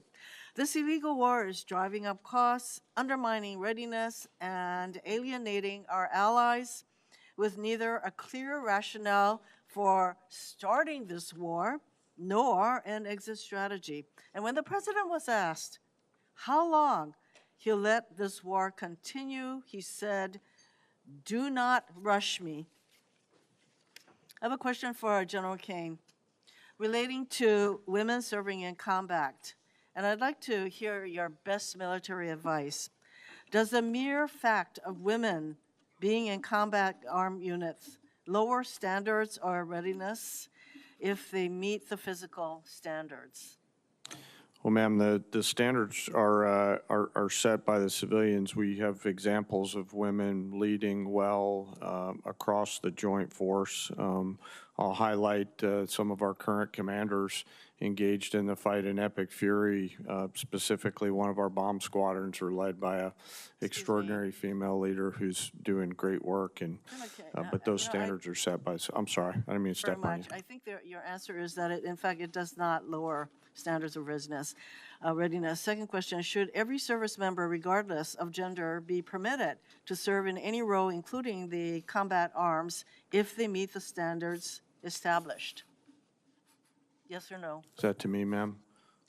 Over the last decade, since combat arms have been open to women, have you personally seen any instance where the standard resulted in a degradation in combat effectiveness? Apologies, I didn't hear your first question. The people policies are all set by the civilian No, I'm leaders in asking the you government. personally Could in you this repeat the question again? I'm sorry, ma'am. Over the last decade, since combat arms have been open to women, have you personally seen any instance where the standard resulted in a degradation in combat effectiveness? Again, I'll highlight that the standards are set by our civilian leaders. Women continue to perform well across a range of MOSs and jobs and AFSCs that are out there. No. I do need to get to a question for Secretary Hegseth. Prior to your nomination hearing, you said women shouldn't serve in combat armed units. At your confirmation hearing, you reversed course, and, and you basically said as long as the women meet the standards, they should be able to serve. But recently, you ordered a review of the effectiveness of women in combat roles, and I am concerned you are laying the groundwork to reverse the policy allowing women to serve in these units, because right now, current law, if you want to change this policy, current law requires you to submit a report to Congress justifying such a change. So did you order the review to support a potential decision to overturn the policy of having women in combat roles? We are laser focused on standards. The highest male standard for every combat arms position should be the standard. And 10 years into this, we are reviewing it, which is what the American people would expect. Also, there's nothing illegal about a war that defends the American people and prevents Iran from having a nuclear bomb. You didn't answer the question, because the reason that you're asking for this review, I think, has to do with your earlier position that you don't think women should serve in combat roles. So now we have this study, and I'd like to ask you, Senator, will you reveal the study to the public, to the American people? Will you make the study public? Will you make that study? Yes or no? We're doing the study for that very reason, to ensure that real science is applied to this question and not social engineering like the previous administration. We appreciate your assurance that that will be made public. Yeah, I think it's really Thank critical you. that this study be made. Thank you, ma'am. Senator Scott. Thank you. Well, first, thank each of you for being here. Secretary Hegseth, can you talk about, you've had the job for a little bit. What are you most proud of, and what are your biggest challenges? Well, I appreciate the question. And what I'm most proud of is the incredible men and women who serve in our nations in uniform, and what they are capable of when they're given a clear mission and unleashed to do it. And I think the best reflection of the success of President Trump and this War Department is the historic recruiting success and the historic morale amongst our ranks. I would encourage every member of this committee, Democrat or Republican, go into the formations, go into the Air Force formations, the Army formations, the Marine Corps formations, and talk to corporals, talk to sergeants, talk to lieutenants, talk to captains, talk to colonels. And what you will find are men and women more inspired to serve in the military than they have been in a generation. And you see that in the young Americans who are rushing to recruiting stations at historic numbers, 30-year highs across the force. We're hitting our recruiting numbers halfway through the year. Why is that? Because the American people look at what we're doing at the War Department by getting back to basics, and they're attracted to that. Same with our retention rates, which are now merit-based. Our best sergeants, our best leaders are staying. That's exactly what we want. So we've made changes to change the environment. The renaming of the department to the War Department is not just a name. In fact, it's restoring it to the original name of the department set by George Washington. But it's an ethos as well. That warrior ethos lives inside the heart of each one of these men and women, and we're unleashing it. I'm proud of you name it, the border, the missions. Yes, those are all incredible demonstrations of that, but it's the people and the urgency of Americans to want to be a part of it that is the best affirmation, Senator. Thank you. So we've talked about the importance of not relying on Chinese drugs for our military. Can you just talk about what you're doing to make sure that we don't continue to rely on China for anything, including our drugs? Oh, drugs. Yeah. Absolutely. We can't be dependent on China on anything that's critical to our supply chain, even if it's the national industrial base and not just the defense industrial base. And you've been a leader on that. This committee's been a leader on that. Onshoring, bringing manufacturing here, bringing critical capabilities here is central to the interagency and the NSC, but also our department. If any critical weapon system is reliant upon something China could change at a moment's notice, then we have a true challenge to our ability to produce for the American people. And so we're finding all of those, changing them, onshoring it. Reviving the defense industrial base allows us to ensure we're separated from China on anything that's critical. Thank you. Can you talk about the importance of foreign military sales to our allies and our partners and what you're doing to make sure that whether it's what you're doing right now in Iran or any potential conflict in Asia, our partners have the best assets to be able to be a great partner? Absolutely. Foreign military sales has been a huge problem for a long time because the department didn't prioritize it and organize to deliver efficiently on it. So we're working with the State Department. We've changed the way we do business internally. The executive order, the America First Arms Strategy, prioritizes what we sell and to whom, a catalog approach.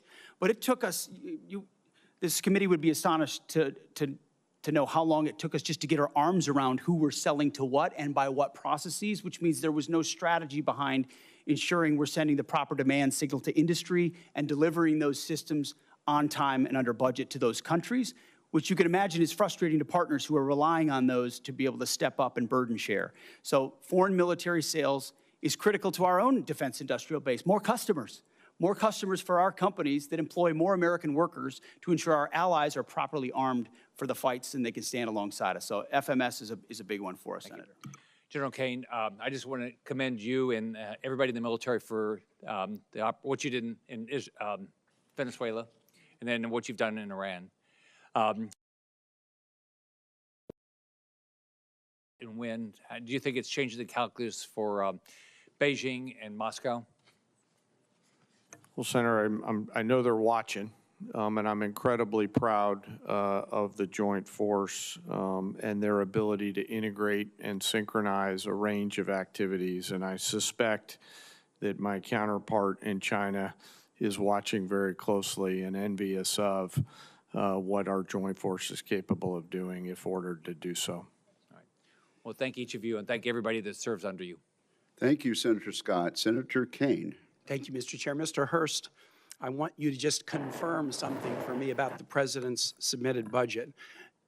$1.5 trillion is about a 40+% increase from FY26. Am I right that not a penny of that is to go to a pay raise for the 800,000 civilians who work for the Department of Defense? We have 4.2% of a civilian salary set aside for bonuses to make sure we can recognize high performers in the civilian workforce. But you have guaranteed pay raises for the active duty and the Guard and Reserve component, but no guaranteed raises for There are civilians. guaranteed raises for the military, but in the last year, this department's given out more civilian bonuses. Well, if we're going to increase the defense budget by that much, I would hope the committee would take a look at this. Chairman Kaine, man, I like the sound of that, Chairman Kaine. General Kaine, I want to ask you a question about Southern Spear. It's an operational question. I know from your background that you carefully act to keep military actions within the rules of war. What legal justification could there possibly be that would allow the U.S. military to strike boats in international waters and kill the occupants of those boats without a showing of evidence that there's narcotics on those boats? Well, sir, as you know, our job is to show the range of options, the associated risks, and then take those execution orders, transmit them down to the COCOMs on legally appropriate and legally backstopped actions. Could you give me a legal justification? Well, sir, the execution order, I don't have striking boats that do not have evidence that they're carrying narcotics? I don't have, I apologize, I didn't mean to interrupt you. I don't have a copy of the order issued to Southcom with me today. It's classified in its own right, which clearly articulates, based on a variety of criteria, what constitutes a valid military and legally valid target in that theater. And I know, I just want to say I know and trust that our commanders at echelon are rigorously following that legal opinion and those legal boundaries upon which we've been issued those orders. And General Kaine, I would encourage, again, my colleagues, I am at a disadvantage. I've seen the legal opinion, but I can't talk about it because it's classified. I've seen the targeting criteria, but I can't talk about them because they're classified. I've seen the secret list of DTOs against whom we have declared war that even they haven't been informed of, but I can't talk about it because it's classified.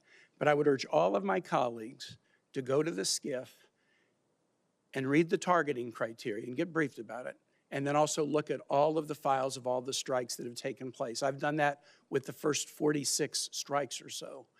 And I think there's a profound mismatch between what is occurring and the underlying assumptions in the legal opinion. And I would just encourage my colleagues to dig into this.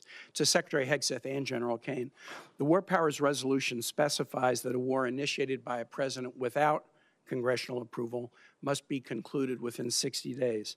It can be extended by an additional 30 days if, quote, the president determines and certifies to Congress in writing that unavoidable military necessity respecting the safety of the U.S. Armed Forces requires the continued use of such armed forces in the course of bringing about a prompt removal of such forces. We're right at the 60-day deadline.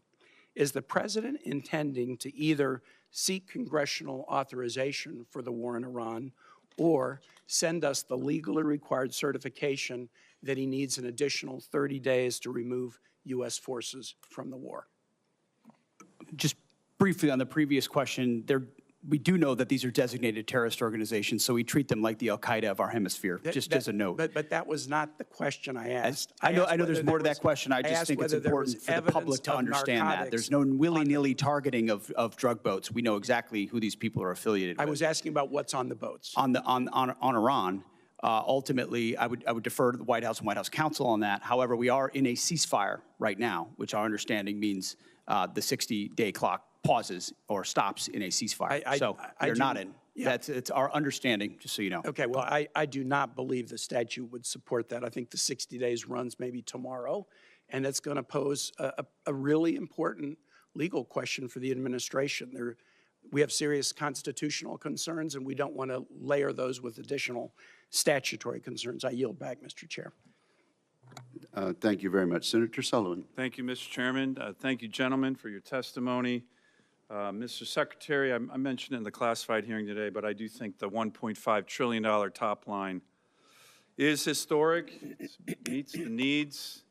And the other thing is, I mentioned in our earlier meeting, the President's done a really good job of getting other allies, NATO and Asian allies, to step up, meet a 5% GDP of defense spending, and in many ways, that's what this is doing as well. So isn't that important as well in terms of our global leadership? What you and the President are providing is that example as well? I think the more we step up, the more the world should look at the American leadership and example and step up as well. And they're going to do that. That helps. It remains to be seen whether some of our allies actually step up to their commitments, but that is the hope. Let me go to an element of that budget that I mentioned in the classified hearing.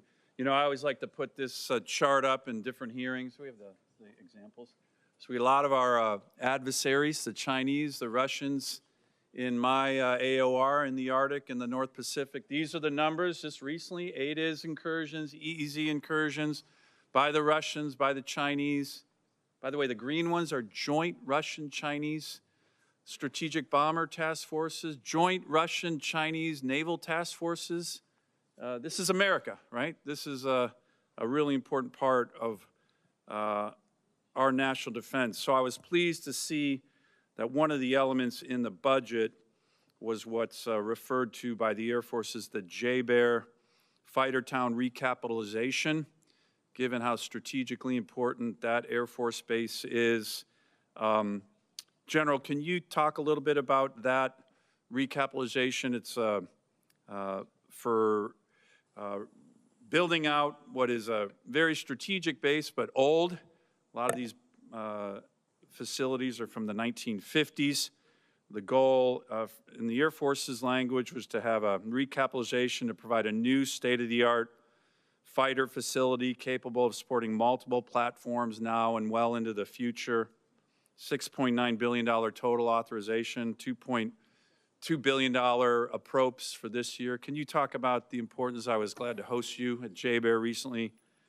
Can you talk about the importance of this element of the President's budget? Yes, Senator. Thank you for that. And, you know, our investment up at JBER is essential to modernizing the nation's ability to project power and capabilities, and really bolsters our effort in not only the Indo-Pacific, but also in the high north and the Arctic, which I know is something that's passionate to you. The Arctic is certainly becoming more operationally and strategically valuable, and we need to be thinking proactively around how we're going to set the conditions for us to offer a range of options to the Secretary and the President about power projection across a range of capabilities, and fighters is certainly one of them, and the recap effort that's there. You know, it is our ability to protect that flank is a national imperative and something that we want to keep focused on, and we appreciate the efforts across this committee and the rest of the Congress to help us with that. Thank you. Ms. Secretary, one of the things that I've been talking about and I think is really important now is American energy and us being energy dominant. President put a recent executive order out highlighting the need to accelerate the ability to produce LNG in America. We have a huge LNG project that we're getting close to getting off the ground in Alaska. It would be huge for our military in terms of energy for our military, huge for our allies. And can I get your commitment to work with me and this committee? You mentioned in your testimony the Office of Strategic Capital. This, to me, is one of these projects that I think would be absolutely critical for our national security. We talked about this just in Admiral Paparo's testimony last week. He was talking about the Alaska LNG project as hugely strategic, kind of a private sector, American counter to the Chinese Belt and Road Initiative. I think it'd be a great opportunity to work with the Office of Strategic Capital. Can I get your commitment, Ms. Secretary, to do that on this project? Yes, very aware of that project, and I think it's the Office of Strategic Capital is a great place to look at partnering. Great, I appreciate that. Finally, I'm just going to ask, 47 years of war that we've had with Iran. My colleagues on the other side of the aisle, you know, they talk about the civilian casualties. These are all horrible whenever there's any civilian casualties. But just general, do our forces target civilians ever? Sir, never intentionally, and I don't know in any particular case of unintentional, but we don't do that. That's not core to our American values or how we approach things. Do our adversaries target civilians? Yes, sir. Like the Quds Force? Yes, sir. I think it's really important as we keep bringing this topic up to remember who we are and who our adversaries Senator Sullivan. Senator Sullivan, do you ask unanimous consent to have the two exhibits added to the record? Yes, sir, Mr. Chairman. Without objection, that will be done. Senator King. Thank you, Mr. Chairman. We've had a lot of discussion about Iran. I'd like to talk about several other aspects of the budget. The first is the way the budget's been constructed. Ever since I've been here until last year, we've had bipartisan budgets and bipartisan National Defense Authorization Acts, and passed by majorities. I voted for all of them. And all of a sudden, in this year, 25% of the budget is essentially out of the process and will be passed presumably through some kind of reconciliation, which is by definition a partisan exercise. Mr. Secretary, why not all those items, housing or Golden Dome, whatever, why aren't they in the regular budget? Why do we suddenly have a two-part budget where this committee and the Congress generally has oversight and input to a process where a quarter of the budget is essentially a slush fund? Well, Senator, I appreciate the question. I wouldn't characterize a quarter of it as a slush fund, but I recognize that we see it as in totality, as a $1.5 trillion budget. But why the separation? Why the two pieces? Multiple vehicles. As you budget? know, there are multiple dynamics that play into why there are multiple vehicles, but we are fully committed with working to the committee to ensure that the right vehicles are utilized to get precisely this amount, $1.5 trillion. Why should we, you didn't answer my question. Why are there two pieces? Why not? For time immemorial, we've done budgets here. We've never, to my knowledge, we've never used this reconciliation process for a defense budget before. What's going on? Why not My put it in the understanding regular of budget? the reason for the vehicles is to ensure we actually get to 1.5 trillion, which is the most important bottom line. So The most what you're important bottom worried line about is that top line of 1.5 trillion to fund what we need, and we think this process is the most effective way to get there, Senator. Well, what you're really saying is we don't want to deal with that pesky Congress and their appropriation process. I think this is significant, Mr. Chairman, that we're basically abdicating a quarter of our responsibility in terms of this budget. Let me move on. One of the factors of this budget that hasn't gotten any publicity is that there's zero funding for Ukraine. That's correct, isn't it, Mr. Hurst? That's correct. There's no USAI funding in this budget. And there was 400 million that was appropriated last year by a bipartisan, bicameral act of Congress. What's become of that money? My understanding is not a dollar of it has been dispersed. It was released very recently, and again, we got these funds, I believe, in March. And it takes time for funds to flow through the department, but it's going to get put to work very shortly. We're going to work with the UCOM commander to make sure we use these funds in the most appropriate way possible. I didn't want Senator Sullivan to be the only one with an exhibit. This indicates what's happened to our support for Ukraine over a period of years. The orange bars are U.S. support. The blue bars are Europe. As you see, Europe is 99% in the year 2026. Same thing with humanitarian and other aid to Ukraine.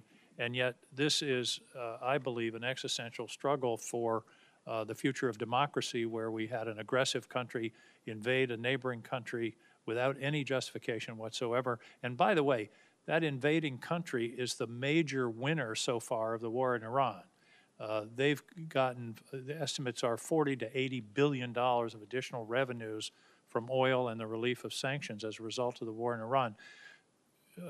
Secretary Hegseth, why are we abandoning Ukraine?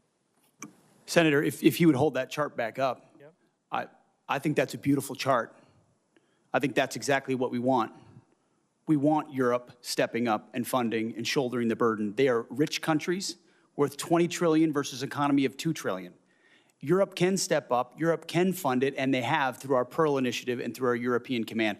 That's exactly what the American people want to see, is other countries stepping up and funding that. If it's that important to Europe, which I understand why it is, and the incursion of Russia and the bravery of the Ukrainians, then European countries should pay for it, and that's exactly what that chart says, and that's the administration policy. So we don't have any interest in what happens in Ukraine. Is that what you're saying? It's only the Europeans? I'm saying the threat is far closer to rich and capable countries in Europe, and they should step up to lead the charge, and that's why that chart is a good thing to see. They have stepped up, but I think the American people should understand that we've stepped back, in fact, stepped back to the point of abandoning. This is a war that never would have happened under President Trump, and he supports ending it through a deal, and he's pursued that. So far, it hasn't happened. I'm out of time. I want to talk about DTOs, who designates, but we'll take that up later. Thank you, Mr. Chairman. Senator King.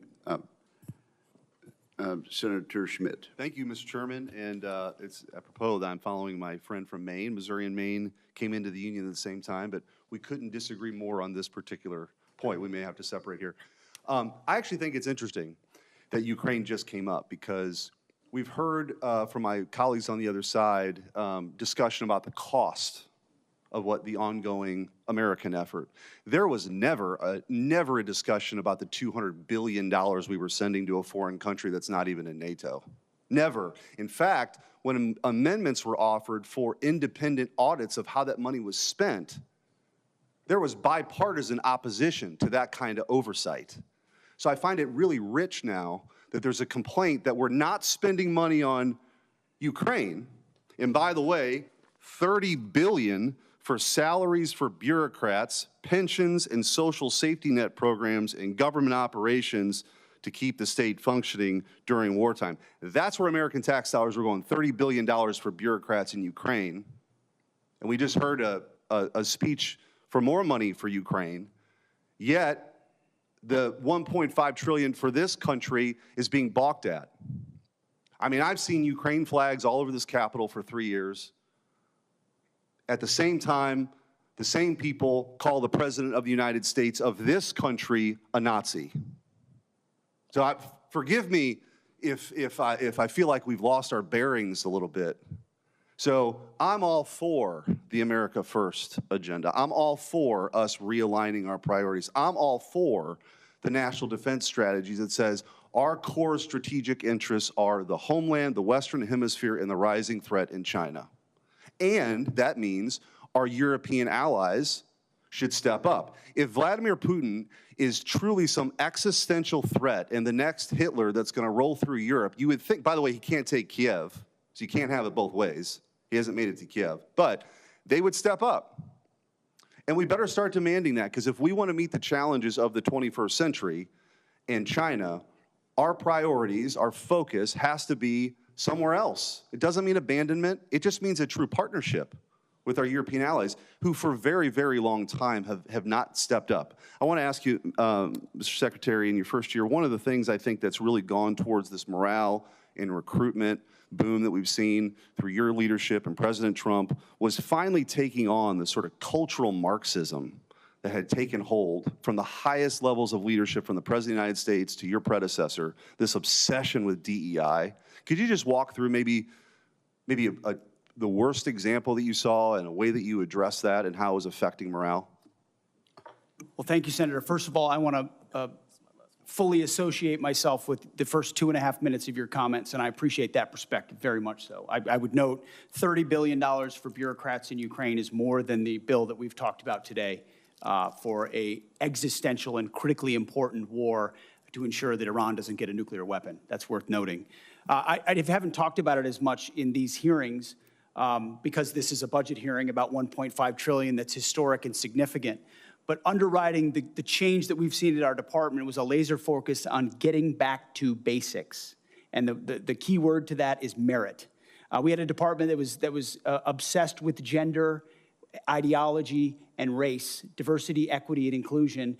In fact, the mantra you would hear dripping from the lips of generals and with a serious look on their face was, "Our diversity is our strength," which is the single dumbest phrase in military history. Of course, our diversity is not our strength. Our unity is our strength, our shared purpose, the flag we wear, and the Constitution we serve to defend. And when you clear that debris away, whether it's Marxist ideologies or social engineering or political correctness or quotas based on gender and diversity, you get the best of the best rising up, regardless of gender, regardless of race, motivated by that environment where merit reigns. It's accountability, standards, lethality, readiness, training, all the debris wiped away. That is the secret sauce of the revival of the War Department and why Americans are attracted to serving in it and why those inside it, why morale is sky high. And any insinuation that it is not are coming from folks who haven't been in our units recently. Go visit the troops at every level, and their morale is at record levels. And I want to talk about morale with the 15 seconds that I have left. I want to thank you for coming to St. Louis for your Arsenal of Freedom tour, where the next generation aircraft, the F-47, is being built by the hardworking men and women in Missouri who take a tremendous amount of pride for that aircraft that's going to go further, see further, go faster, have a bigger payload. And I know there's another decision coming with the FA-XX, but really appreciate your leadership, and thanks for coming. Thank you, Senator. Thank you, Senator Schmidt. Senator King, do you wish to ask unanimous consent to include your exhibit in the record? Yes, please. Without objection, that will be done. Senator Warren. Thank you, Mr. Chairman. So Americans are paying a high price for Donald Trump's war with Iran. We've got 14 service members who are dead, over 400 more who are wounded. Prices are rising for nearly every American family. But someone is profiting off Trump's war. Insiders who know what's going on and who place bets on that inside information. On March 23rd, just 14 minutes before Trump unexpectedly posted about, quote, very good conversations on ending the war, traders suddenly bet $500 million on the price of oil, which, once Trump made his announcement, immediately dropped. It happened again on April 7th, and then again on April 21st, a surge in oil bets, then a Trump post, and then a huge shift in oil prices in just the space of minutes. It looks like insiders have been making out like bandits, using secret information about the war. Now, one U.S. soldier has been charged, but that was for betting on capturing Maduro months ago. Not a single person has been charged in the many, many, many trades over the Middle East war. So, Secretary Hegseth, do you have any explanation for these perfectly timed spikes in trading activity other than insider trading? Senator, all I can tell you is that everything we've done in our department, everything we've done with information, in working with the White House and across the interagency has been completely above board. Well, so what does it mean? Do you have any other explanation other than insider trading? Do you have a story for why just minutes before there's an announcement, there's a surge in trading activity? Senator, I'm more than focused on doing my job and ensuring we execute properly, which thankfully, under this administration, our troops have done incredible things in all these missions. My job in all of those moments is to make sure we're prepared. And that's part of the reason why we've been so successful in these raids, in these efforts, is that this joint force is prepared. You're saying you're not paying any attention to this insider trading. Is that what you're telling me? That you've paid no attention to this? You haven't noticed it? You haven't done anything about it? What I'm saying is we're focused on our mission of executing for the American people, and what happens in markets is not, in betting markets is not something we're involved in. What happens in betting markets doesn't matter to you, even if the information may be coming from insiders in your office? Senator, it's not something we're involved in at all. And of course, we take operational security at every level very seriously. In fact, no one's taken operational security more seriously than us. If you look at what it required to keep secret Midnight Hammer and Operation Maduro, the absolute resolve with Maduro, and the steps we've taken, So no one's been tighter about ensuring that operational security is Have you taken any steps to ensured. deal with insider trading out of your office? I mean, we would ensure at every level that inside information I is take that as a no. properly safeguarded. All right. Well, obviously you're not. I'm also concerned about recent reporting on your own financial dealings with regard to profiting from the war in Iran. The Financial Times reported that your broker tried to buy hundreds of shares in a BlackRock fund invested in defense companies just before the war began. The law clearly prohibits the Secretary of That entire story is false, has been from the beginning, and was made up out of whole cloth. And anybody that looks at it sees how it was worded from the beginning to make it look like I was involved in something I had nothing to do and never have. So any insinuation that I've ever profited, other than serving this nation, what I give, what you give, what others give, I'm not looking for money. I don't do it for money. I don't do it for profit. I don't do it for stocks. And that's part of the reason why I'm able to be effective in this job, because no one owns me. No one owns this department. No one owns this president, and we can execute for the American people, and we do. The law clearly prohibits the Secretary of Defense from owning stock in the 10 biggest defense contractors. Other senators and I sent you a letter with detailed questions about this, and you have not given us a response. So I'd like to hear you say, did you, through your broker at Morgan Stanley or otherwise, seek to invest in any defense-related funds right before Trump started the Iran war? I'll give it to you as a big, fat negative. Then let me ask you a second question. Is your broker getting your personal sign-off on any investment in individual stocks? Bigger, fatter, negative. He's not getting your sign-off before he makes investments in defense stocks? Can I refer you to your I'm not making investments, Senator. I am asking, does he know that he has to get your sign-off before he does that? Of course. The I don't know what you're looking for, but you ain't going to find it. Thank you. Thank you, Senator.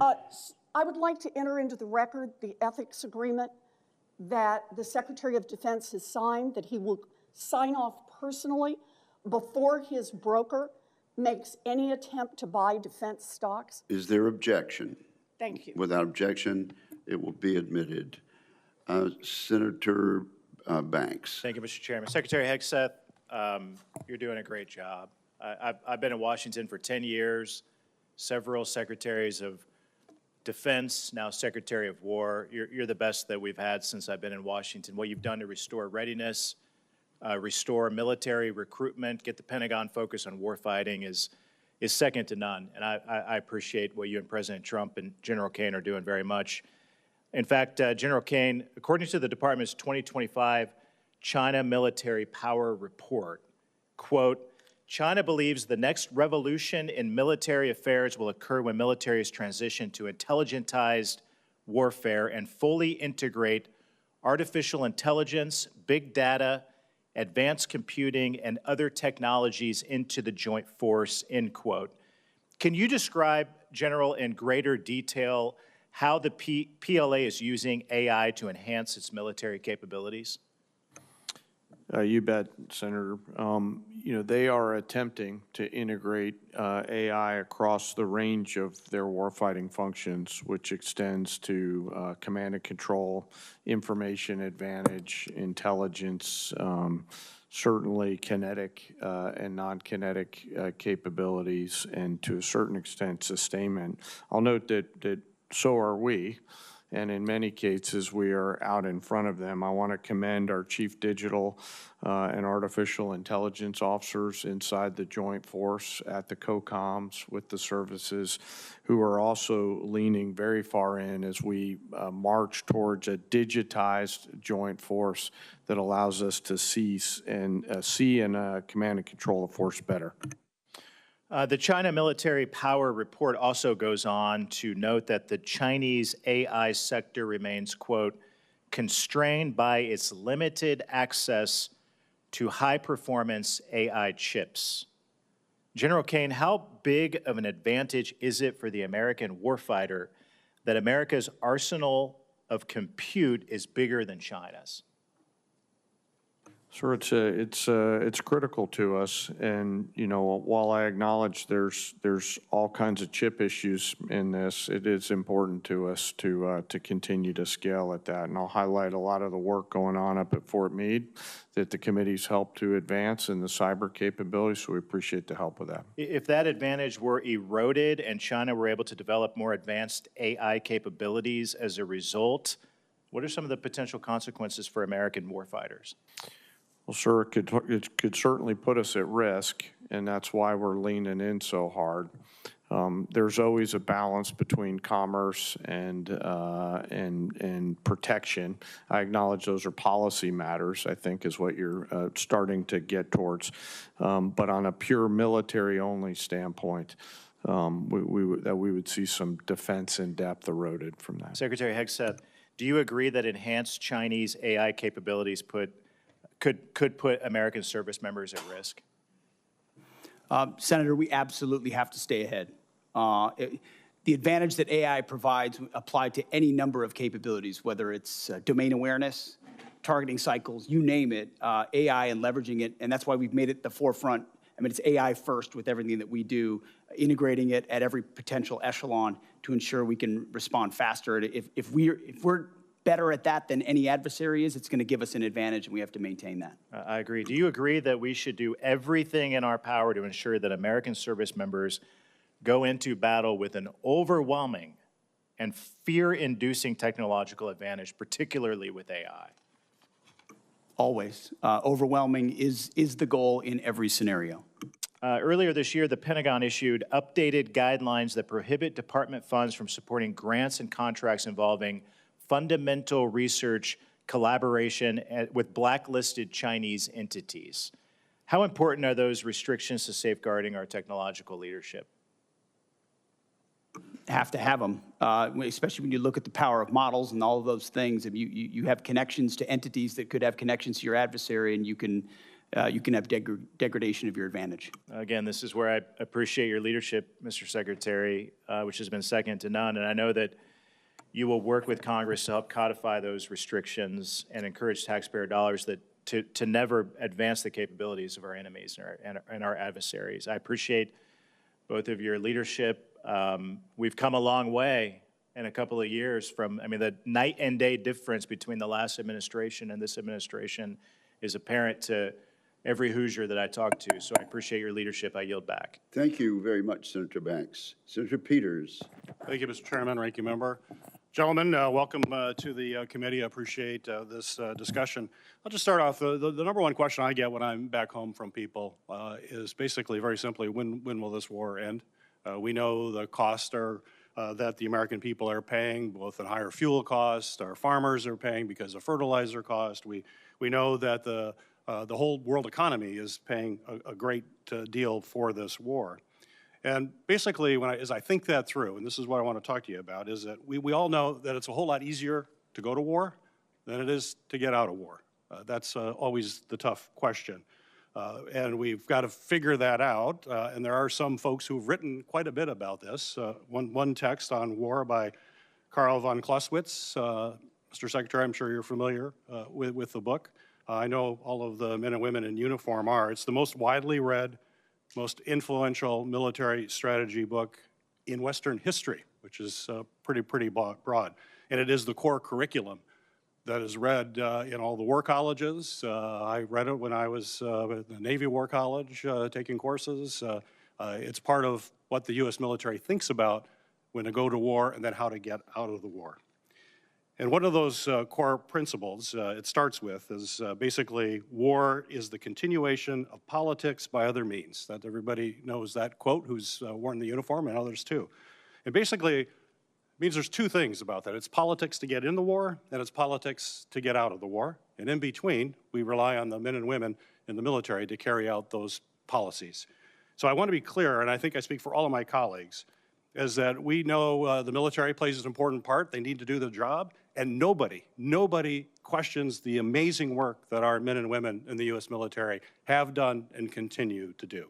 They've performed absolutely brilliantly, and we applaud all that they have done. However, what we do question is the politics part.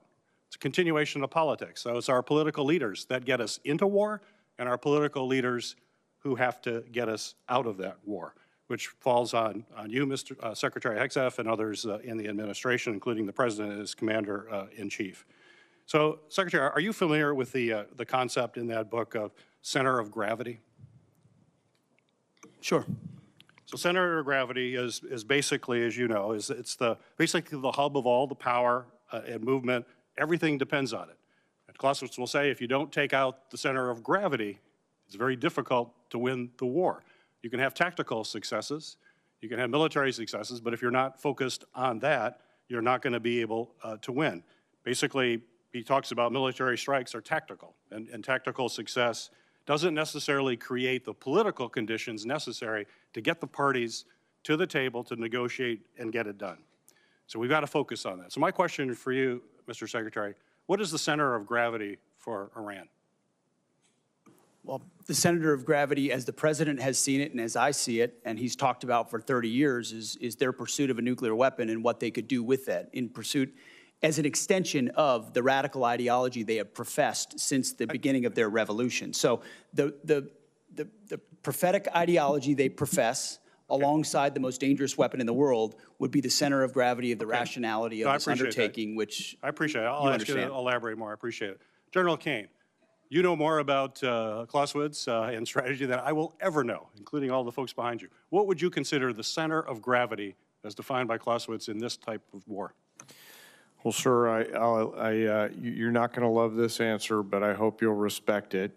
War is politics by any other means. Right. And the political side of that necessitates that our political leaders determine what is the center of gravity associated with that. From a military-only perspective, there's a variety of things academically that we could look at for center of gravities, from leadership to will to capabilities to intent.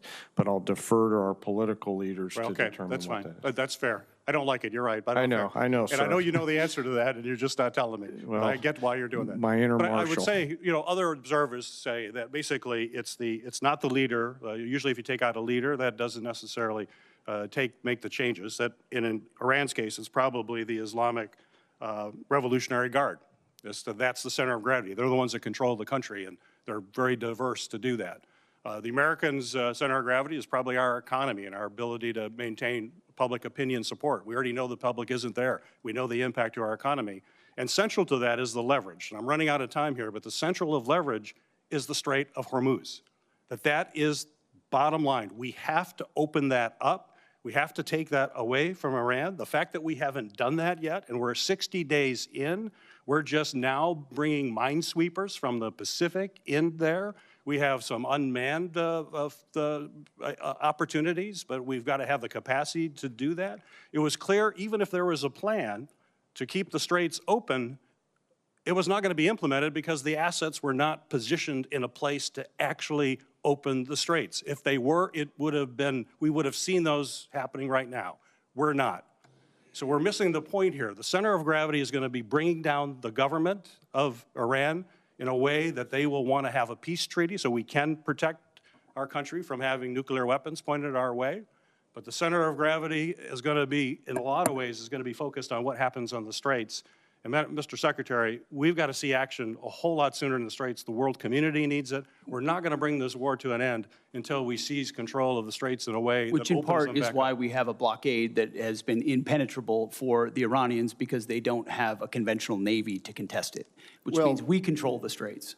The time of Senator Peters has expired. Let me observe that I very much appreciate the senator from Michigan suggesting ways in which our effort in Iran could be more successful. I do appreciate that. And let me also observe, Senator Kaine, that civilian control goes back well beyond Marshall. It goes back to George Washington, who was wise enough to resign his commission to the elected membership of the government at that time. Senator Sheehy, you are recognized. I think it's important to note that the objective is not to get out of the war. The objective is to win the war, not to get out of it. And I think we've allowed the narrative to shift so off target here. President Trump did not start this war. We did not start this war. These radical, barbarian, savage clerics who have started killing Americans 47 years ago in a unilateral campaign of terror, murder, treason, kidnapping, torture, have been murdering our countrymen all over this world, almost every single year, hijacking airplanes, hijacking cruise liners, taking our embassies, blowing up our embassies, blowing up our barracks, blowing up our ships, capturing our soldiers and murdering them in brutal ways. They started this war. And it would be a lot easier to beat them if we didn't have administrations shoveling hundreds of billions of dollars into their pockets while they're actively fighting our own people, while our own uniformed service members have been fighting this murderous regime. And we have presidents quite literally shipping pallets of cash to pay these terrorists off. It's been a disgrace. It's been an embarrassment to this country for far too long. But back to the point. General Kaine, I have a specific question for you. I think in this day and age, we all know that basically every single operation that we partake in, whether it's stealth bombers, whether it's a blockade, our special operations forces are a fundamental shaping and priority component to all those. Would you agree? Yes, Senator, I would. And I think for the last about 15 years, the special operations community budget has been largely flat, even adjusted for inflation. And yet, continuously, we call on those warriors to deliver the impossible. And they pretty much do. We were reminded just a few weeks ago, even after the amazing Maduro raid, when we had to rescue one of our F-15 crewmen, yet again, our community came up and did something that probably most people thought wasn't possible. And they did an amazing job. But we cannot continue to call on a tiny fraction of our military to carry such a heavy load and to have such an op-tempo without the appropriate resources. So I'd like to hear your thoughts on how we can not just increase the budget, but make sure we're shaping their budget in a way that ensures that those warriors are getting the direct support for training and sustainment, but also the platforms that they need, from mini submarines to unmanned aircraft, to manned aircraft, and the platforms that are very unique for their mission are furnished and deployed rapidly. So I'd like to talk about the percentage increase of SOCOM's budget, how we affect that, and how fast we can do it. Well, sir, I'll just highlight my gratitude and appreciation for the entirety of the SOCOM Joint Force at Echelon and the work that they do. You know, I'll leave the budget numbers and the increase percentages to my civilian leadership, but echo to your point, the exponential return on whatever investment they give. These are incredible entrepreneurial leaders at every echelon who do great things as the lights dim, as I say that. So hopefully they'll see that as a nod towards them. But I'll defer on the budget allocation numbers to the comptroller, sir. First of all, I want to second completely your opening remarks, and that's certainly our view as well. On the SOCOM budget, I'm gonna say I think we need to increase what's in this budget, and I've heard from multiple people about that. In fact, that if there is a supplemental, I actually just wrote a note to Jay about it. I think SOCOM, given the op tempo, given their direct participation in so many of these historic aspects, SOCOM should be part of that supplemental as well. Makes complete sense. Who's been shouldering a huge part of the burden? Special Operations Command. So whether it's a supplemental or this budget, I fully agree, and I think we need to invest more. Great, and I'd ask that particular care be given. The era of beards and guns and kicking indoors, as much fun as that was for all of us, it's coming to a close, and we're going to be going back to our roots as specialized commandos, whether it's undersea, Arctic, airborne operations, and as we all became kind of one joint soft force during GWOT, quite frankly, that was an easier problem to resource for, to budget for, and acquire for. It's going to be a lot harder now when our operators go back to their service corners and needs platform-specific technologies and training. Submersibles, aircraft take years to acquire, years to specify. It's not just buying more ARs and body armor and ammo and sending them downrange. So I think we have to think about the SOCOM budget a little differently than we have for the last 25 years and make sure we're programming in a way that it's sustained and is protected. Thank you.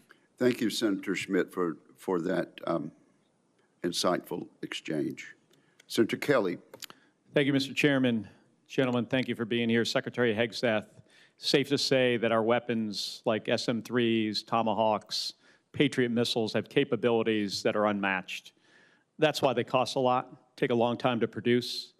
Your budget requests $31.8 billion to expand production capacity for critical missile stockpiles. Is that correct? 31.8? I'm looking at $53 billion for munitions acceleration over 14 critical munitions, of which the ones you listed are a part. Okay, so 53. I believe more than that. Yes, sir. More than 20 billion more. So we've been working together to grow the industrial base because we're all worried about how our stockpiles would hold up in a conflict against China. Since the start of this war, you've made it a point to highlight the number of strikes the U.S. military is carrying out, citing that more than 13,000 targets had been struck as of April 8th. On March 2nd, you said, and this is a quote, "This was a massive, overwhelming attack across all domains of warfare, striking more than 1,000 targets in the first 24 hours. On March 10th, you said, "Yet again, our most intense day of strikes inside of Iran." On April 6th, you said, and this is another quote, "The largest volume of strikes since day one of this operation." Your department has released video after video of things blowing up. None of us doubt the strength of the U.S. military and their ability to do hard things. I understand that better than anybody. The questions we should be asking and answering are, what does this cost us and what does it achieve for the American people? Many of these strikes use our best weapons, and we're using a lot of them and a lot of interceptors. Open source reporting has estimated that the military has used an outrageous number of Patriots. I'm not even going to say the numbers, but a lot of Patriots, a lot of THAAD rounds, JASSM-ER, Tomahawks, very expensive, exquisite. We can't make these munitions overnight, and it's clear from your budget request that you know that. Can you tell us how many years specifically is it going to take to replace these systems?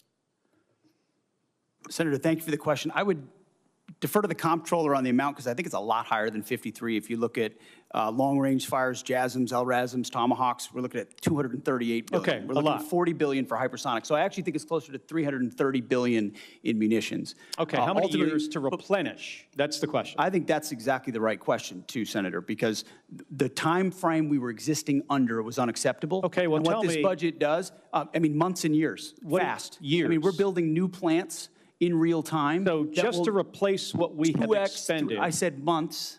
And then you said years. It depends on the weapon system, but 2 to 3, 4x of what we have today. So Okay. yes, we're dealing with a reality under the previous administration of what they sent to Ukraine and what they allocated elsewhere. Okay, I got it. So And we we're fired rapidly doing years it quickly. worth of munitions. And it is clear that these are being expended to try to achieve some objectives. That was the plan. But, Mr. Secretary, this war is stuck. The Strait of Hormuz is closed. The Iranian regime is in place. The nuclear material still in their hands. Americans are being crushed by higher costs. And it's not clear to them at all what the goal of this war is. So, I've got about a minute, and I want to go to another topic. I saw your hearing yesterday, and I'm going to give you one more chance to address a question here. It's my understanding that the definition of no quarter is that legitimate offers of surrender will be refused or that detainees will be executed. Is that your understanding of the definition? The only entity that would kill detainees or target civilians is the Iranians, and they're the ones being crushed. So It's the Iranian military and their military capabilities. The question is, do I you disagree understand- completely with your articulation. No, do you understand the definition that I just read you? Because that's the definition from your department's Law of War manual. Is that your understanding? And I'm gonna just get to the point here. We fight to win and we follow the law, Senator. Okay, so your quote was, "We will keep pushing, keep advancing, no quarter, no mercy for our enemies." And yesterday, you did not clarify whether you stand by this statement. So I'm going to give you another opportunity to clarify if that is what you meant. Do you stand by that statement you made on March 13th? We have untied the hands of our warfighters. We fight to win, and we follow the law. Okay, so you're not clarifying. So you stand by that statement. So you're the Well- Secretary of Defense. The things you say matter. And your response here, right now, makes it clear to the American people exactly why you are not right for this It makes it job. clear to our enemies, Senator. Thank you, Mr. Chairman. Thank you. Senator Sheehy has left the room, but it's been whispered to me that I just referred to him in the last exchange as Senator Schmidt. I don't know if he considered that a compliment or an insult, but I do correct that for the record. Senator Slotkin, I think you are next. Thank you. Gentlemen, you're here to ask for $1.5 trillion, 40% more than what we gave you last year, $1 trillion. And I agree with the chairman of this committee that the world has never been more dangerous and complicated. And regardless of whether we disagree on the reasons for getting into this war, I think we can all agree that we want our military to come out of it safely and successfully and as soon as feasible. The military has taken, the administration has taken military action in 10 different places in the world in 15 months, more than any president in U.S. history. I think President Trump has really become a foreign policy president. And many of those operations, were on the news for a couple of days, but then the American public didn't feel them. And I think the difference with this war with Iran is that the American public is feeling it in their pocketbooks. Gas in Michigan is $4.99 today. The cost of fertilizer, of airline tickets, things that are real to people. Secretary Hegseth, the president said that you were most keen on this war. He said that you were the most gung-ho about it. I think despite us all wanting to come out of this successfully, it is hard to miss that we are at the stalemate, that we don't control the Strait of Hormuz because shipping is not getting through. And we can block what they're trying to get through, but nothing is moving, and it's costing the American public.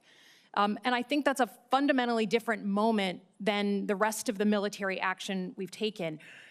Even in like Middle East 101 class, we used to talk about and run war games on the Strait of Hormuz. It's a strategic geography that the Iranians have. And I think it's just concerning to me that we can try and tell the American people that it's going great and we're killing it, but until the Strait of Hormuz is open, I don't think we can credibly say that with any seriousness. I think the question I have for you, though, is future looking, and it's our 2026 elections. The president has been very clear. He said in the State of the Union that essentially if his side doesn't win, then the election was rigged. He said that before the 2020 election. He's asked for voter rolls for 29 different states. He just asked for Detroit's votes or ballots. And we know that in 2020, he wrote an executive order that he didn't sign that said to the U.S. military, to the Secretary of Defense, you should go and seize ballots and voting machines. A few months ago, he said that he regretted that he didn't sign that executive order. So the U.S. military has never been deployed. You incorrectly said yesterday that they were deployed during different elections. Governors deployed them under their authorities, but the federal government has never put the uniformed military at our polls during World War II, right after 9/11. We've never had to do that. So Secretary Hegseth, if the president, who regrets not signing that executive order to the then SecDef in 2020, asks you to seize ballots or voting machines in states during the 2026 election, will you stand up for the Constitution and say no, or will you salute and do his bidding? Senator, I didn't get a chance to answer the front part of your question, which, there was a lot of deferred maintenance under the Biden administration that needed to be addressed because the world was in chaos when President Trump was elected. Just address the election issue, please. Well, again, that's the most important thing. It's what's happening. It's yet another gotcha hypothetical, which is your specialty. It's not. We had an executive order under the Biden administration that your predecessor in 2024. Had to hold. It's not a hypothetical. I refuse to accept. You give that answer all the time. You and I have done this dance before. Get over it, okay? In 2020, he's the president, your boss, the guy you're performing for right now, told the journalists this year that he wished he signed that executive order to your predecessor. And your predecessor said publicly, thank God, we didn't actually go forward with it. What are you going to do? You're the guy here in the seat. It's not hypothetical. Tell the American people, will you deploy the uniformed military to our polls to collect voter rolls or machines? Are you accusing me of performing? Because you're performing for cable news right now. But Mr. Secretary, we have It's a hypothetical. By the way, in 2024, under the Biden administration, 15 states did deploy. Under their governor's authority, when their governors asked for it. What did Joe Biden say about that? That's fundamentally, I don't think anything, because he needed them for cybersecurity and for COVID. Trump did it too, under Trump. But it was not the federal decision. It was those governors of the states under their authorities, okay? It's never been done in our history. Please stand up for the Constitution. Do not send uniformed military to our polls. Do you have a response to that portion of the question, Mr. Secretary? I've never been ordered to do anything illegal, and I won't. That goes without saying. Thank you for the answer. Senator Duckworth, you're now recognized. Thank you, Mr. Chairman. Despite his campaign promise of no new wars, President Trump has been obsessed with using the military any chance he gets, from deploying troops to American cities, to propping up Maduro's chosen #2 in Venezuela, to an endless war of boat strikes in the Caribbean Sea, and now in an illegal war with Iran, where hundreds of thousands of our troops are in harm's way every day with no exit strategy in sight. This administration hides bad policy behind the exceptional military operations and the valor of our uniformed personnel. I've long said Iran is a malign actor, but a responsible administration would have managed this short of conflict instead of starting a war of choice. There was no imminent threat to the United States or our troops. The military was not the most effective tool to get Iran to capitulate, as we're already seeing too clearly now. And using force has made Americans in the Middle East less safe while spiking costs for Americans here at home, all to the tune of 14 service members dead, hundreds wounded, billions of taxpayer dollars, and untold costs to our military readiness. This administration claims to be focused on the warfighter, but President Trump told us when he announced a war from his luxury resort that he expected service members to die. Now, sadly, it's clear how unserious Trump is about his role as the commander-in-chief. His war within Iran has already reminded us how important it is to prevent a war, how serious it is to ask the military to wage one under poor strategic direction, how destructive a wide-ranging war can be for Americans, for our service members, and how difficult it is to actually end one once you start it. The incompetence and casual disregard for our service members' professionalism and sacrifice is, in my opinion, a scandal. General Kaine, can you tell us the status of the Iranian Revolutionary Guard Corps' Navy, the entity actively closing the strait? Senator, apologies, I was listening to you. I was just trying to write it down.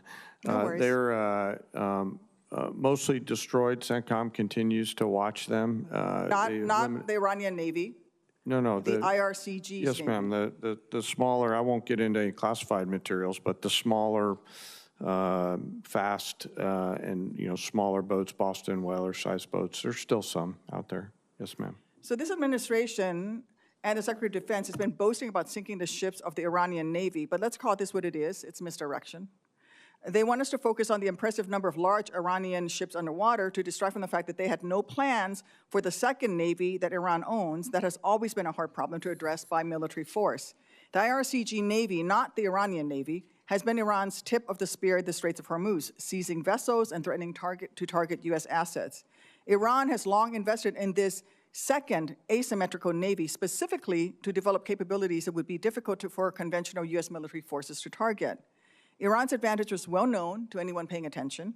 I have no doubt that competent planners in the Pentagon raised their concerns about a quagmire in the strait to leadership. The question is why their leadership did not pay attention to this sound advice. Hubris is not strategy, and in war it costs lives. Even if the strait reopens, this administration has created a new, less safe world by initiating and then bungling this crisis and teaching Iran that it can charge $1 million a ship to transit the strait.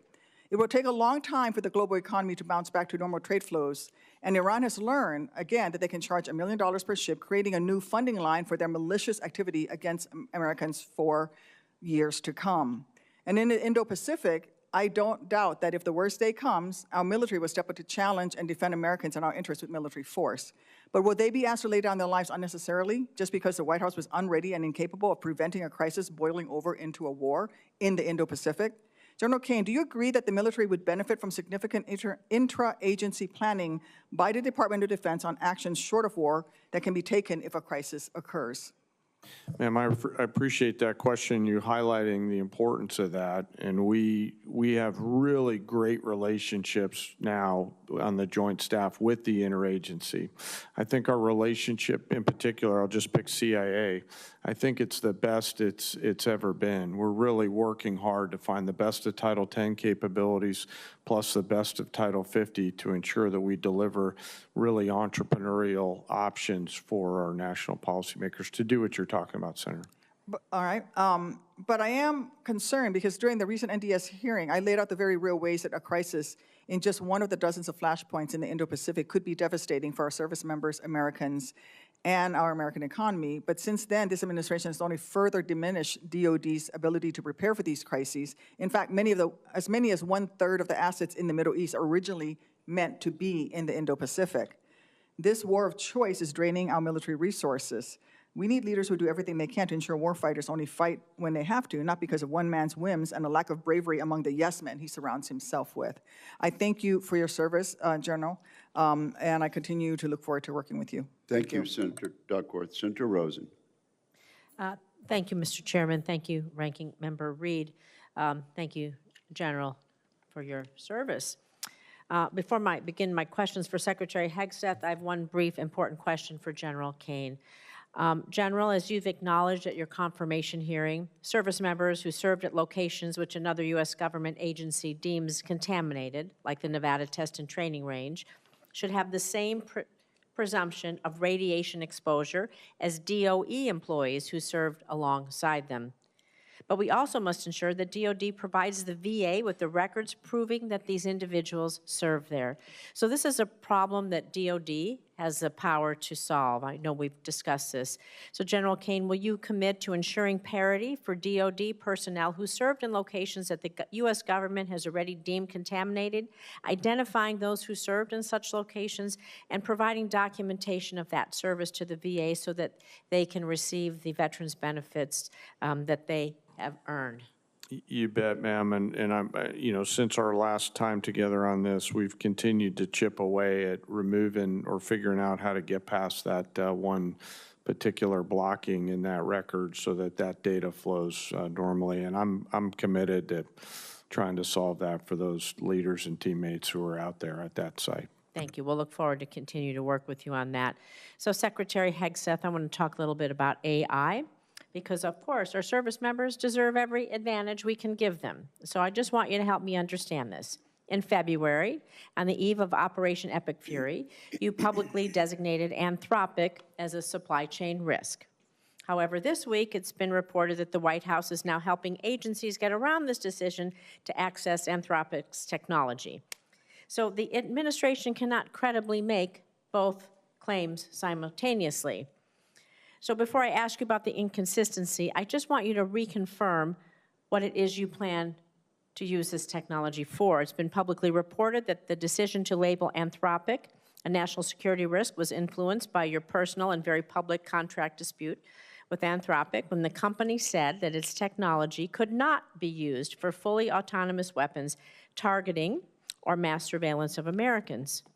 So following up on your response to Senator Rounds earlier, can you confirm whether or not there will always be a human in the loop when AI is used for lethal targeting decisions? Well, first of all, on Anthropic, they would not agree to our terms of service. That would be like Boeing giving us airplanes and telling us who we can shoot at. This is not, not just about Anthropic, though. This I just want to be clear. And also, And that's Anthropic fine. is run by an ideological lunatic who shouldn't have But that's not my sole question. My question is AI decision-making writ over large. what we do. Writ large. We follow the law, Should Senator. AI, will you confirm, you said this to Senator Rounds earlier, so I'm just asking for you to We recommit. follow the law, but we don't have to sign a different terms of agreement with, That's not, with Anthropic. this is not the question. This is not about Anthropic. This is just an example. I want you to confirm that whether or not there will always be a human in the loop when AI is used in a kill chain for lethal targeting decisions. Will there always be a human in a loop, or will AI make the decision? You said this to... We follow the law and humans make decisions. So you will confirm what you said to Senator Rounds, that a human will always be in the loop when AI is used. Which is why that's part of our terms of service anyway. You know, It's how we operate. all I want to say is this. There is a DoD directive, 3000.09, which mandates that autonomous and semi-autonomous weapon systems be designed to allow commanders and operators to exercise appropriate levels of human judgment over use of force. That is in the DoD That's why we follow directive. the law, Senator. So the answer is yes, Mr. Secretary. The answer is we follow the law. Absolutely. I think this is more important than following the law. I think that people want to know that AI isn't going to make lethal decisions, and it is critically AI important. is not making lethal decisions. That's what we want to hear. We're going to follow on that one. I have just a few seconds left, but you keep doubling down on this phrase, Mr. Secretary. You compare journalists, you compare us, you compare so many to Pharisees. Pharisees. It's a problematic and historically weaponized term that casts Jewish communities as hypocritical or morally corrupt. You doubled down again and said it. Words matter. Words matter. What you choose to say, how we choose to say it. How do you justify using this language as Secretary of Defense? Words matter. It's a historically hurtful term. Why do you continue to use it? And what actions are you taking to prevent rhetoric like this from permeating throughout the department that is going to target specific groups or individuals of people based on their religion? Senator, I feel like it's a pretty accurate term for folks who don't see the plank in their own eye and always want to see what's wrong with an operation as opposed to the historic success of preventing Iran from getting a nuclear weapon. So I stand by it. You stand by calling people Pharisees. Sir, I cannot stand for that. That is wrong. It is not respectful to people, and I expect anyone who is in leadership in our country to be respectful and use respectful terms and not be an anti-Semite. Thank you, Senator Rosen. The chair and the ranking member have no second round questions. I'm told by Senator Kelly that he would like to ask a second question. Yeah, Mr. Secretary, so $1.5 trillion, 1.5 is a very round number. You know, if you're putting together a budget, you'd come up with, these are the problems we're trying to solve. This is the capability we need. These are the systems we have to buy. And at the end of the day, it would spit out a number, and it's probably not 1.5 trillion. So to me, it feels like that number was just kind of pulled out of thin air.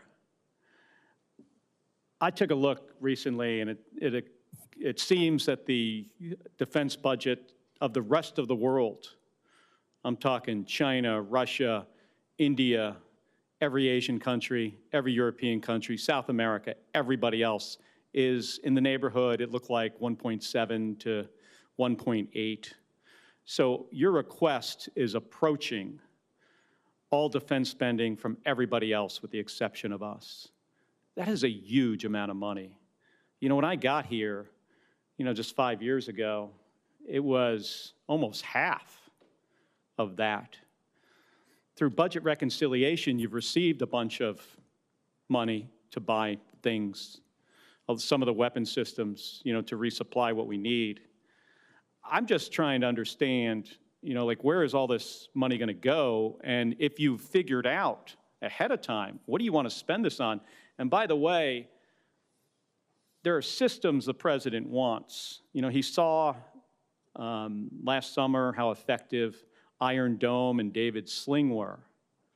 And because of that, the president decided we're going to build our own version. We're going to call it Golden Dome because the president likes the color gold. We've seen that, see it in the Oval Office.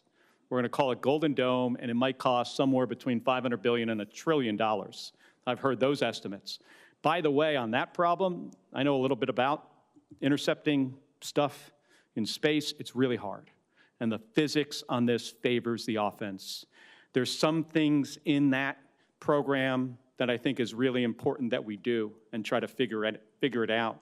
But space-based interceptors to hit multiple targets, and by the way, it's important how you size the system.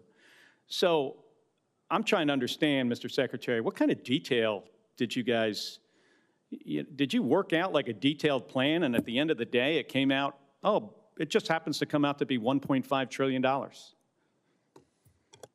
Senator, the exact amount is actually $1.535 trillion, and it was a product of a highly rigorous process throughout our department, from COCOM commanders to the services, with our comptroller, with our deputy secretary, with the chairman and myself, to ensure the budget reflects the realities of the world we live in and the capabilities we're going to need. And that's why there's $65 billion for shipbuilding, $120 billion for the defense industrial base, $331 billion for munitions, $44 billion for quality of life, $71 billion on our nuclear DIB. You name it, we're investing in it. And the biggest reason for it is the underinvestment of the Biden administration. I mean, what they spent on defense, the continuing resolutions and others, undercut the buildup that the President Trump had created. So yes, we're doing a lot of deferred maintenance here around the world and in our department, and this budget reflects it, and it's a commitment, a generational commitment to the security of the American people. And if the rest of the world won't spend on their defense, that's their fault. The American Department of War will invest properly to defend the American people, and that's what this budget stands for. I've always been supportive of defense spending in my entire time here. And after 25 years in the Navy, I want to make sure our folks have what they need. I think you should go back and take a look and see if there are places where we are making investments that we actually don't need. There are some systems out there I mean, we're constantly looking and trying to balance, do we want, F-47, which I've been supportive of, B-21, also supportive. And then we want to make all these other investments in really inexpensive, low-cost munitions, because we suddenly realize that the expensive stuff, even through B-21, we can't really maybe not get close enough. But the whole idea behind B-21 and F-47 is we can penetrate further into the A2AD bubble. So there's some conflict there. So I'm just encouraging you to go back and see, if there are some systems where we can bring that number, the overall number down. Because as I look at what the department is trying to field, some of this stuff, in my judgment, and, I know others might have another opinion, some of this stuff we either don't need or it's not going to work. Thank you, Mr. Chairman. Senator Kelly, your time has expired. Let me just say, you have a great deal of expertise in the area of space, and we do look forward to your contribution as we mark up further legislation. Senator Blumenthal, I understand you have a follow-up question. Yes. First of all, I want to thank you, Mr. Secretary, for your support for the Major Richard Starr Act, which I think is tremendously significant.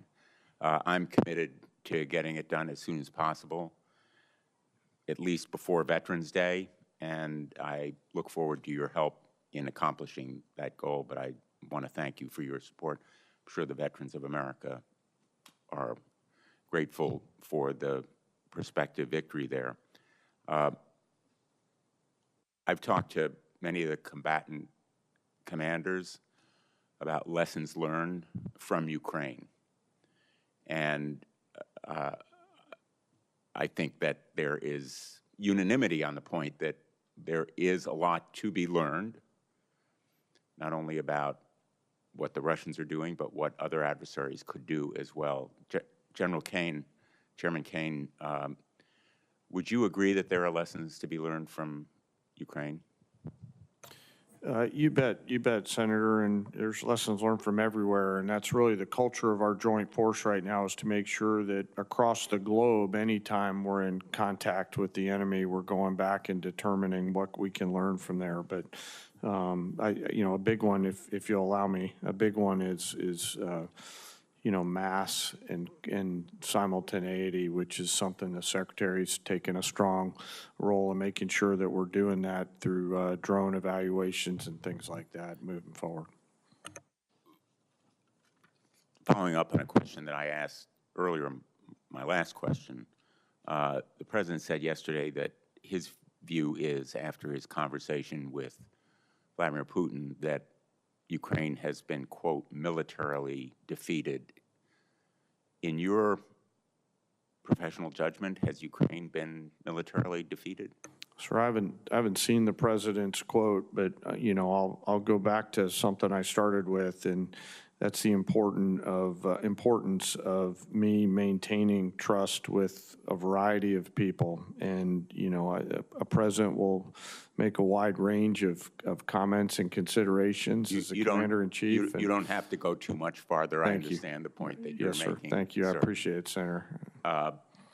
In my view, Ukraine has not only not been militarily defeated, but the point that I was trying to make in the last exchange with the Secretary, there's a false narrative based on my last visit to Ukraine, which was my 9th, my conversation not only with President Zelensky, but with our own military on the ground, as well as our intelligence community.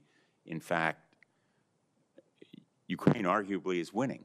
There is this false narrative, Russia's winning. Putin wants that false narrative to be our official narrative. I'm not putting words in your mouth, and you don't have to respond. I understand your reasons for not responding, but the American people should know that the President of the United States is undermining our security because Ukraine is holding the line against Vladimir Putin, who will keep going against Moldova, which I also visited on my last trip, against our NATO allies, and we still have an obligation under Article 5 to come to their defense, just as they did after 9/11, as King Charles so eloquently reminded us. And my view is, and this observation is hardly novel, that China is watching what we're doing in Ukraine. Would you agree?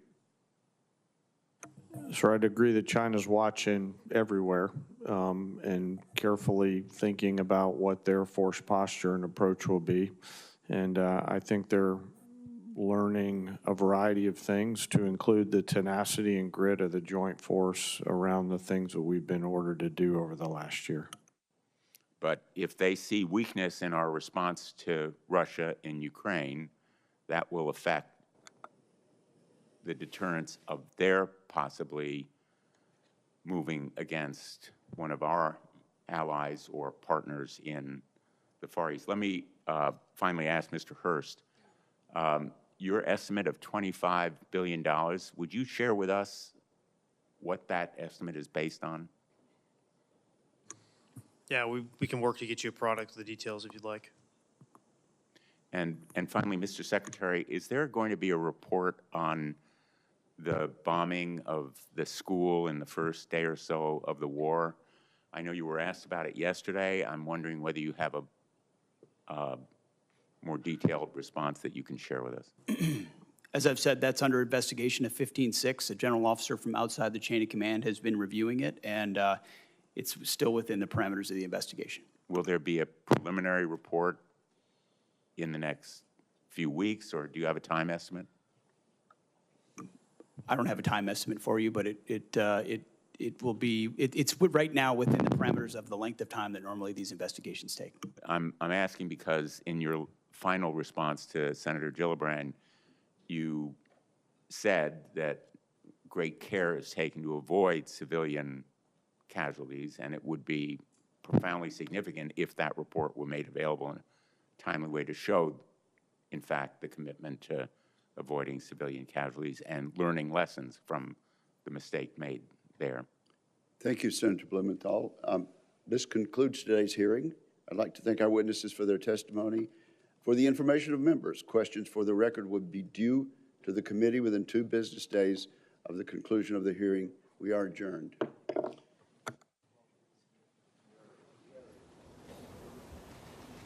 Remember, the American people don't want this war in Iran.